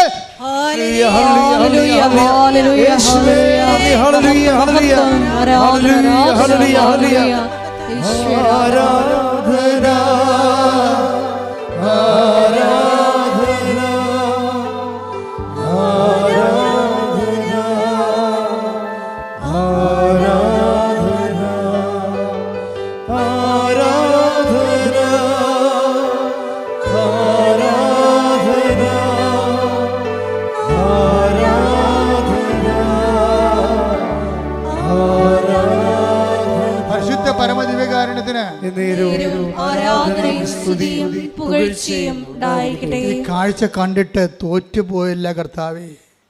അന്ന് മുതൽ അവളെ പിച്ചും പെയ്യുമ്പോൾ കർത്താവെ തോറ്റുപോയി. കർത്താവെ, മറിയത്തിൻ്റെ അനുതാപം തുടങ്ങണം അവിടെ നിന്ന് മുതലാണ്. എല്ലാം കഴിഞ്ഞിട്ടും കർത്താവ് അവൾ വരാതിരുന്നിട്ടും പിന്നെ അവളെ വിളിച്ചില്ലേ. അതിന് മുമ്പിൽ, ആ സ്നേഹത്തിന് മുമ്പിൽ ഇവളെ തോറ്റുപോകുക തന്നെയല്ല, കർത്താവ് ആരാണെന്ന് അവൾ കാണുകയും ചെയ്യും. അപ്പോൾ അവൾ എപ്പോഴും പറയും തോറ്റുപോയി കർത്താവെ, തോറ്റുപോയി, നിൻ്റെ സ്നേഹത്തിന് മുമ്പ് ഞാൻ തോറ്റുപോയി എന്ന് പറഞ്ഞ് അവളത്, ആ അനുതാപമാണ് ബെഥനിയിലെ മറിയം പിന്നെ ലാസറിൻ്റെ വീട്ടിലെ കർത്താവിനെ വിളിക്കാൻ കാരണം. ഒരു നേരത്തെ ഭക്ഷണത്തിന് വീണ്ടും പഴയതുപോലെ ലാസറുണ്ടാകും, മാർത്തായുണ്ടാകും, മറിയം ഉണ്ടാകും. യേശുവിനെ വിളിക്കുമ്പോൾ അന്ന് വരെ ചെയ്യാത്തൊരു കാര്യം മറിയം ചെയ്യും. എന്താണ് ചെയ്യണത്? തോറ്റുപോയി കർത്താവേ, നിൻ്റെ സ്നേഹത്തിന് മുമ്പിൽ തോറ്റുപോയെന്ന് പറയാൻ വേണ്ടി ഒരു കുപ്പി നാർദിൻ സുഗന്ധം എടുത്തിട്ട് അവൻ്റെ കാലെ പൂശിക്കൊണ്ടിരിക്കും. അത് അവളുടെ അനുതാപമാണത്. ഒരിക്കൽ yes my lord, you are right. അതാണ് അനുതാപം. അതേ കർത്താവേ, കനങ്കാരി പറഞ്ഞില്ലേ yes my lord, you are right. ഇപ്പോഴും മറിയം പറയുന്നത് എന്താണ്? Yes my lord, you are right. ക്രിസ്തു എപ്പോഴും സത്യമായിട്ട് നിൽക്കും. ഏത് തകർച്ചകളിലൂടെ നീ കടന്നു പോയാലും നിന്നെ വീണ്ടെടുക്കാൻ, അവസാനത്തെ വാതിൽ തുറക്കാൻ വേണ്ടി ക്രിസ്തു വരും. അപ്പോഴും നീ ഇടയ്ക്ക് കർത്താവിനെ തള്ളിപ്പറയരുത്.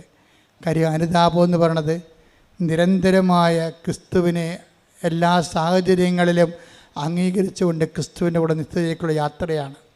ഇത് കണ്ടപ്പോൾ വാട്ട് വേസ്റ്റ് അയാൾ കിടന്ന് കാറി. ആരെയാണ്? യൂദാസ്. എന്താ വാട്ട് വേസ്റ്റ്? എന്ത് ഇത്? 300 ദിനാറയില്ലേ, ഒരു വർഷത്തെ മുഴുവൻ കൂലിയാണ്. ഇത് പാവങ്ങൾക്ക് വീട് വെച്ച് കൊടുക്കാൻ പാടില്ല ഞാൻ ചോദിക്കും. അങ്ങനെ ചോദിക്കണവരില്ലേ? ബൈബിൾ പഠിക്കുന്നവർ ധ്യാനകേന്ദ്രങ്ങൾക്ക് പകരം വീട് വെച്ച് കൊടുക്കാൻ പറയുന്ന ആൾക്കാരില്ല. എല്ലാ കാലത്തും ഉണ്ടാവും. പെണ്ണുങ്ങളെ കെട്ടിക്കാൻ പാടില്ലെന്ന് പറഞ്ഞിരിക്കുന്ന ആൾക്കാരുണ്ടാവും. യുവദാസന്മാർ എല്ലാ കാലത്തും ഉണ്ടാവും. പക്ഷേ അതിന് പകരം നമുക്ക് വീട് വെച്ച് കൊടുക്കാം, മക്കളെ കെട്ടിച്ച് കൊടുക്കാം, പക്ഷേ അത് സുവിശേഷത്തിന് പകരമാകത്തില്ല. അപ്പോൾ അത് സുവിശേഷത്തിന് പകരമാകാത്ത കാരണം യുവദാസിനോട് ഈശോ അഡ്രസ്സ് ചെയ്യും. അവനോട് അഡ്രസ്സ് ചെയ്യേണ്ട ഒരു കാര്യമില്ല, ഞാനാണ് അഡ്രസ്സ് ചെയ്യത്തില്ല, അവനോട് മിണ്ടാതിരിക്കുകയുള്ളൂ. നമുക്കെന്തിനാണ് ഈ പറഞ്ഞോട് സംസാരിക്കേണ്ട ആവശ്യം? Why you should waste my time. പക്ഷേ എല്ലാവർക്കും വേണ്ടി കർത്താവ് അവനോട് സംസാരിക്കും. എന്താ പറഞ്ഞ? ജൂഡാസ്, എൻ്റെ നീ അത്തരം നെഞ്ചുവേദന എടുക്കേണ്ട കാര്യമൊന്നുമില്ല കരുതി. നീ വലിയ റാഷണാലിറ്റി കളിച്ചിട്ടും നാട്ടുകാരുടെ മുമ്പിൽ വലിയ സാമൂഹ്യ പരിഷ്കർത്താവേണ്ട കാര്യമൊന്നുമില്ല. എൻ്റെ ശവസംസ്കാരത്തിന് വേണ്ടി ഇത് ചെയ്തതെന്ന് നീ കരുതി വെച്ചാൽ മതി. വണ്ടി വിട്ടേക്കാൻ പറയും. എൻ്റെ ശവസംസ്കാരത്തിന് വേണ്ടി. പക്ഷേ നീ ഒരു കാര്യം മനസ്സിലാക്കണം. എന്താ കാര്യം? നീ അതിനെ മനസ്സിലാക്കേണ്ട കാലങ്ങളാണ് നിനക്ക് വരാൻ പോണത്. എൻ്റെ സുവിശേഷം എവിടെയെങ്കിലും പറയുക. Take the word of God. Mathai 26:13 സത്യമായി ഞാൻ നിങ്ങളോട് പറയുന്നു, സത്യമായി ഞാൻ നിങ്ങളോട് പറയുന്നു, ലോകത്തിൽ എവിടെയെല്ലാം ഈ സുവിശേഷം പ്രസംഗിക്കപ്പെടുമോ അവിടെയെല്ലാം ഇവൾ ചെയ്ത കാര്യവും ഇവളുടെ സ്മരണയ്ക്കായി പ്രസ്താവിക്കപ്പെടും. അപ്പൊ ഇത് നാർദിൻ സുഗന്ധതൈലം കെട്ട് വിറ്റ് പെണ്ണ് കെട്ടിക്കണതും പെണ്ണുങ്ങളെ മക്കളെ കെട്ടിക്കണതും ജോലി വാങ്ങിച്ചു കൊടുക്കണതും വീട് വെച്ച് കൊടുക്കണതും ഒക്കെ അല്ല പ്രശ്നം. അത് സെക്കൻഡറി ആയിട്ട് ഇതിൻ്റെ ഫലങ്ങളായിട്ട് വരണതാണ്. ആദ്യം വേണ്ടത് എന്താണ്? സുവിശേഷം പ്രചരിക്കപ്പെടണം. ഏറ്റവും വലിയ കാരുണ്യം എന്ന് പറഞ്ഞാൽ, കാരുണ്യപ്രവൃത്തി എന്ന് പറഞ്ഞാൽ എന്താണെന്നറിയാവോ?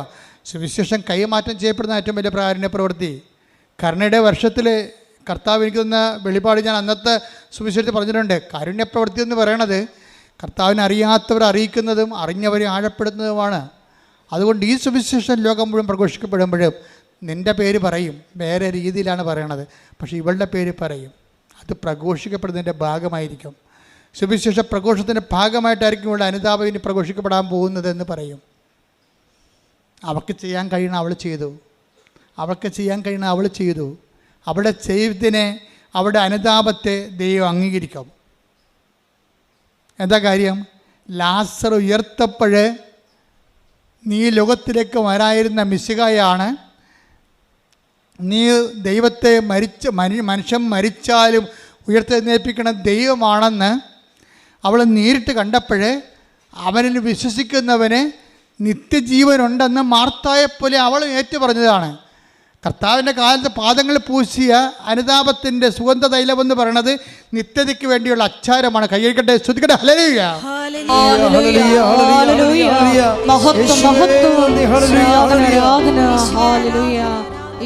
പക്ഷേ നരകത്തിന് വേണ്ടിയുള്ള അച്ചാരം മേടിച്ചൊരു മനുഷ്യനാണ് ഇയാള്.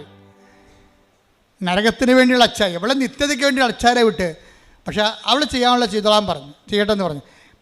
പക്ഷേ നിത്യതയിലെ കൂതാശ സ്ഥാപിക്കുമ്പോൾ ആദ്യം ഒരു സാധാരണ അപ്പം എടുത്തിട്ട് യുവദാസൻ കർത്താവ് പറയും. അപ്പോഴും പറഞ്ഞ വാക്ക് ഇത് തന്നെയാണ്. എന്താണ്? പണ്ട് മറിയത്തിന് വേണ്ടി പറഞ്ഞ വാക്ക് തന്നെയാണ്. നീ ചെയ്യാനുള്ളത് നീയും ചെയ്യുക, അവൾ ചെയ്യാനുള്ളത് അവൾ ചെയ്ത്. അത് നിത്യതയ്ക്ക് വേണ്ടി ഓഹരിയാകും. ലോകത്തിൽ എവിടെ സുവിശേഷം പ്രസംഗിച്ചാലും അവൾ ചെയ്യുന്ന കാര്യം ഇനി നീ ചെയ്യാനുള്ളത് നീയും ചെയ്യുക എന്ന് പറയും. എന്താ അവൾ ചെയ്യാൻ പോണത്? അപ്പോൾ യോഹന്നാൻ്റെ സുവിശേഷം പറയുവേ, അപ്പോൾ രാത്രിയായിരുന്നെന്ന്. എന്താണ്? അപ്പക്കഷ്ണം സ്വീകരിച്ച ഉടനെ അവനിൽ പിശാച് പ്രവേശിച്ചു. അപ്പം എന്ത് സംഭവിച്ചു? അപ്പോൾ രാത്രിയായിരുന്നു. യോഹന്നാൻ 13:30.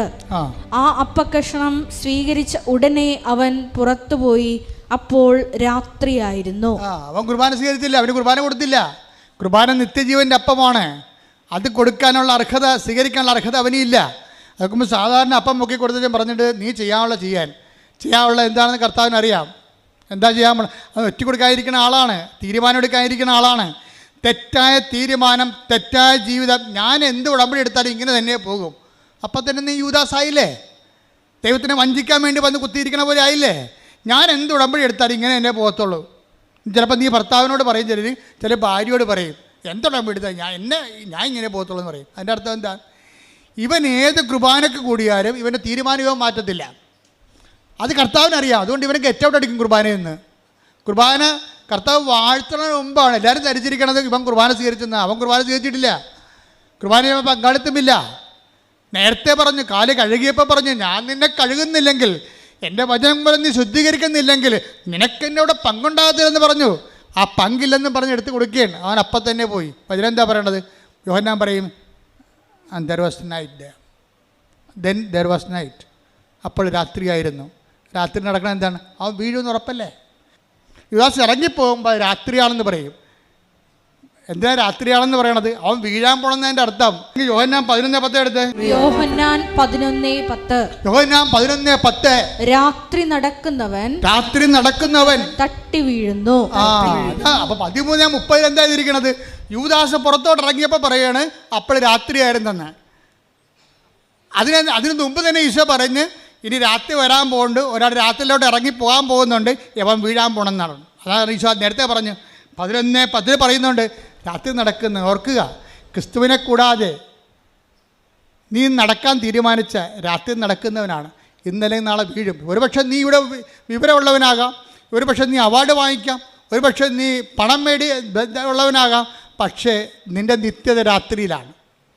രാത്രിയിലെ ആ നിത്യതയ്ക്കുള്ള വഴികളിലെ ഇന്നലെ നാളെ നീ തട്ടി വീണിരിക്കും. ദാറ്റ് മീൻസ് നിനക്ക് ഷെയർ ഇല്ലെന്നർത്ഥം. കർത്താവിൻ്റെ ഓഹരിയിലെ ഓർമ്മിച്ച് വേണം കർത്താവിൽ ഇവിടെ നിൽക്കാനും നടക്കാനും. ദൈവം നിങ്ങളെ അനുഗ്രഹിക്കട്ടെ. നിത്യമായ അനുതാപമാണ് ഉടമ്പടിയുടെ സമർത്ഥമായ ആധ്യാത്മികത. മക്കളെ, ഒരു കൈ ഇടത് നെഞ്ചിലും വലത് കൈ ഹൃദയ ശിരസിലും വെച്ചുകൊണ്ട് ഇവിടെ തീർത്ഥാടനത്തിലുള്ളവരും ഓൺലൈനിലുള്ളവരും പ്രാർത്ഥിക്കുക. അച്ഛൻ പ്രാർത്ഥിക്കുമ്പോൾ നിങ്ങളുടെ രോഗങ്ങളും നിങ്ങളുടെ ജീവിതാവസ്ഥകളുടെ മേലും ദൈവികമായ ശക്തി ആവശ്യിക്കുന്ന സമയമാണ്. സ്തുതിക്കട്ടെ. ഹല്ലേലൂയ. എൻ്റെ കർത്താവിൻ്റെ ഉന്നതമായ നാമത്തിൽ കർത്താവേ, നിൻ്റെ വിശുദ്ധ പൗരോഹിത്യത്തെ മഹത്വപ്പെടുത്തണമേ. കർത്താവേ, സഭയിലുള്ള സാന്നിധ്യം പ്രകടമാക്കണമേ. സ്തുതിക്കട്ടെ മക്കളെ, സ്തുതിക്കട്ടെ. ഹല്ലേലൂയ. കർത്താവേ, നിന്റെ തിരുമുറിവാടുന്ന വലതുകരം, ആണിപ്പെടുതാടുന്ന അത്ഭുതകരം ഓരോ മകൻ്റെ മേലും വെക്കണമേ. ഉച്ച മുതൽ ഉള്ളംകാല് വരെ കർത്താവിൻ്റെ രക്തം പടരട്ടെ. ഉച്ച മുതൽ ഉള്ളംകാല് വരെ കർത്താവിൻ്റെ രക്തം പടരട്ടെ. എല്ലാ കോശങ്ങളിലും പേശികളിലും കർത്താവിൻ്റെ രക്തം പടരട്ടെ. ദൈവത്തിൻ്റെ കരുണ ചൊരിയട്ടെ. സ്തുതിക്കട്ടെ. ഹല്ലേലൂയ. ഹല്ലേലൂയ, ഹല്ലേലൂയ, ഹല്ലേലൂയ. മഹത്വം, മഹത്വം, ആരാധന, ആരാധന. ഹല്ലേലൂയ. യേശുവേ നന്ദി, യേശുവേ ആരാധന. ഹല്ലേലൂയ, ഹല്ലേലൂയ, ഹല്ലേലൂയ. കർത്താവേ, നിന്റെ ഉന്നതമായ നാമത്തിന് സ്വസ്ഥം. സ്തുതിക്കട്ടെ മക്കളെ, സ്തുതിയുടെ മക്കളെ. കർത്താവേ, നിന്റെ ഉന്നതമായ നാമത്തിന് സ്വസ്ഥം ചെയ്യുന്നു. കർത്താവേ, നിന്റെ തിരുമുറിവാടുന്ന വലതുകരം മകൻ്റെ ശിരസിൽ വെക്കണമേ. മക്കളുടെ ശിരസിൽ വെക്കണമേ. സന്ധ്യബന്ധങ്ങളിലെ കർത്താവിൻ്റെ രക്തം നിറയട്ടെ. അച്ഛൻ ഓരോ പ്രാർത്ഥനകൾ പ്രാർത്ഥിക്കുമ്പോഴും കർത്താവിൻ്റെ രക്തം നിറയട്ടെ എന്ന് ഉച്ചത്തിൽ പറയണം. നിങ്ങളുടെ സന്ധിബന്ധങ്ങളിലെ മാംസപേശികളിലെ രക്തഞരമ്പുകളിലെ ആന്തരിക അവയവങ്ങളിലെ ഉച്ച മുതൽ ഉള്ളംകാല് വരെ മാരക രോഗങ്ങളിലെ തീരാവേദികളിലെ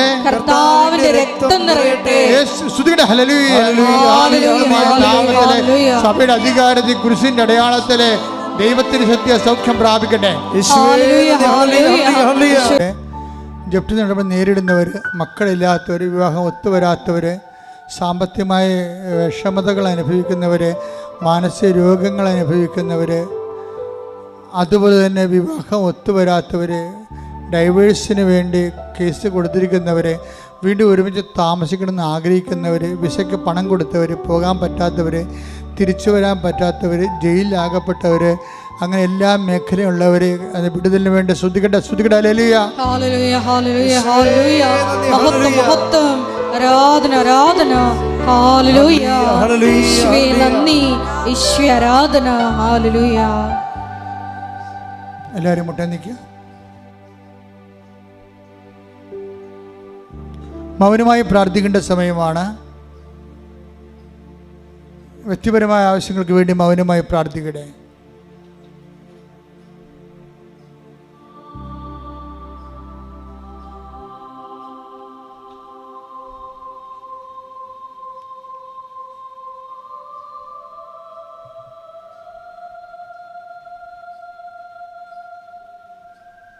ശിരസ്സ് നമിച്ച് നമുക്ക് ദിവികാരുണ്യനാഥന്റെ ആശീർവാദം സ്വീകരിക്കാം.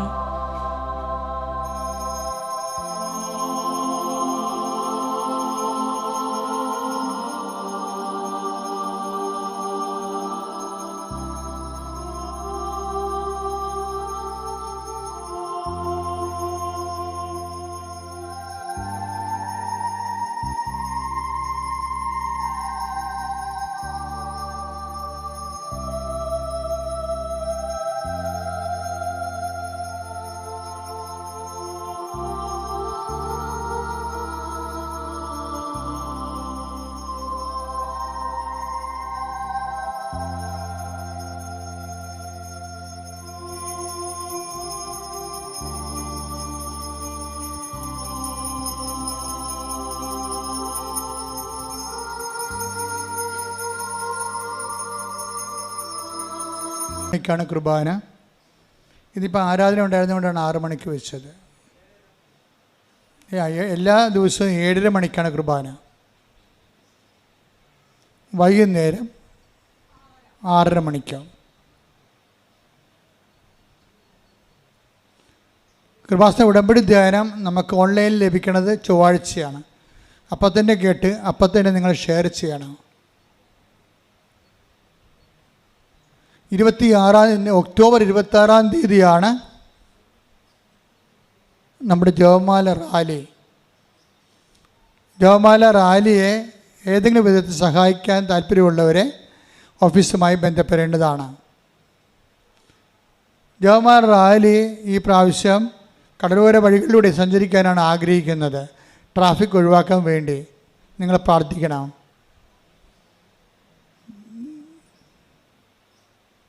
ജപമാല റാലിക്ക് വോളണ്ടിയേഴ്സിന് ആവശ്യമുണ്ട്. മാതാവിൻ്റെ പ്രേക്ഷിത വോളണ്ടിയർമാരാകാൻ ആഗ്രഹിക്കുന്നവർ നേരത്തെ ഓഫീസിൽ പേര് കൊടുക്കണം. ഇന്ന് കൊടുക്കാത്തവരെ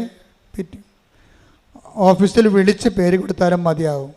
റാലിക്ക് മുമ്പ് അവർക്ക് പ്രത്യേക ധ്യാനം ഉണ്ടാകും. അവർ പ്രത്യേക സ്ഥലത്ത് നിന്നുകൊണ്ട് റാലിയെ നിയന്ത്രിക്കേണ്ടതാണ്. റാലിയെ നിയന്ത്രിക്കേണ്ടതായത് കാരണം അവർക്ക് റാലി പങ്കെടുക്കാൻ പറ്റാത്ത കാരണം അവർക്ക് വേണ്ടി മാത്രം ഒരു റാലി നേരത്തെ നടത്തും.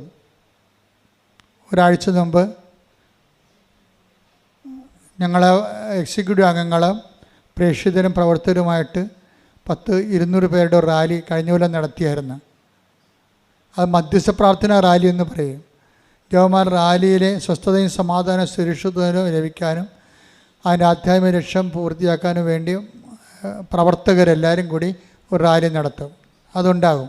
അപ്പോൾ അതിക്ക് മുമ്പ് നിങ്ങൾക്ക് വേണ്ടി ധ്യാനം ഉണ്ടാകും. ഇപ്പോൾ വോളണ്ടിയേഴ്സ് ആകാൻ ആഗ്രഹിക്കുന്നവരെ ഓഫീസിൽ പേര് കൊടുക്കണം. 9447285400 വിളിച്ചിട്ട് ഞാൻ ജപമാല റാലി പ്രേക്ഷിതയാകാൻ ആഗ്രഹിക്കുന്നുവെന്ന് പറയണം. പിന്നെ അച്ഛനെ കാണാൻ വേണ്ടി ആഗ്രഹിക്കുന്നവർ എപ്പോഴും ശ്രദ്ധിക്കേണ്ട ഇതാണ്, ഉച്ച കഴിഞ്ഞൊന്നും ആരും വന്നിട്ട് കാര്യമില്ല. അച്ഛനെ കാണാൻ ആഗ്രഹിക്കുന്നവർ നേരത്തെ വരണം. അവർ ഉടമ്പടി എടുക്കാത്തവരാണെങ്കിൽ ഉടമ്പടി പോയി എടുത്തിട്ട് ഓഫീസിൽ റിപ്പോർട്ട് ചെയ്യണം. ഇപ്പോൾ ആയിരക്കണക്കിന് പേര് ഉടമ്പടി എടുക്കുന്ന കാരണം അച്ഛൻ കാണുന്നത് മോസ്റ്റ് സീരിയസ് കേസാണ് എടുക്കുന്നത്. Most serious case. ഇവിടുത്തെ പ്രധാനപ്പെട്ട കാര്യം ഉടമ്പടിയേക്കാൾ വലുത് ഒന്നുമില്ല. നമുക്ക് അടിമവെപ്പില്ല, കയ്യൊപ്പ് പ്രാർത്ഥനയില്ല, ഉടമ്പടിയാണ്. മര്യാദയ്ക്ക് ഉടമ്പടി ജീവിക്കാൻ പറയും.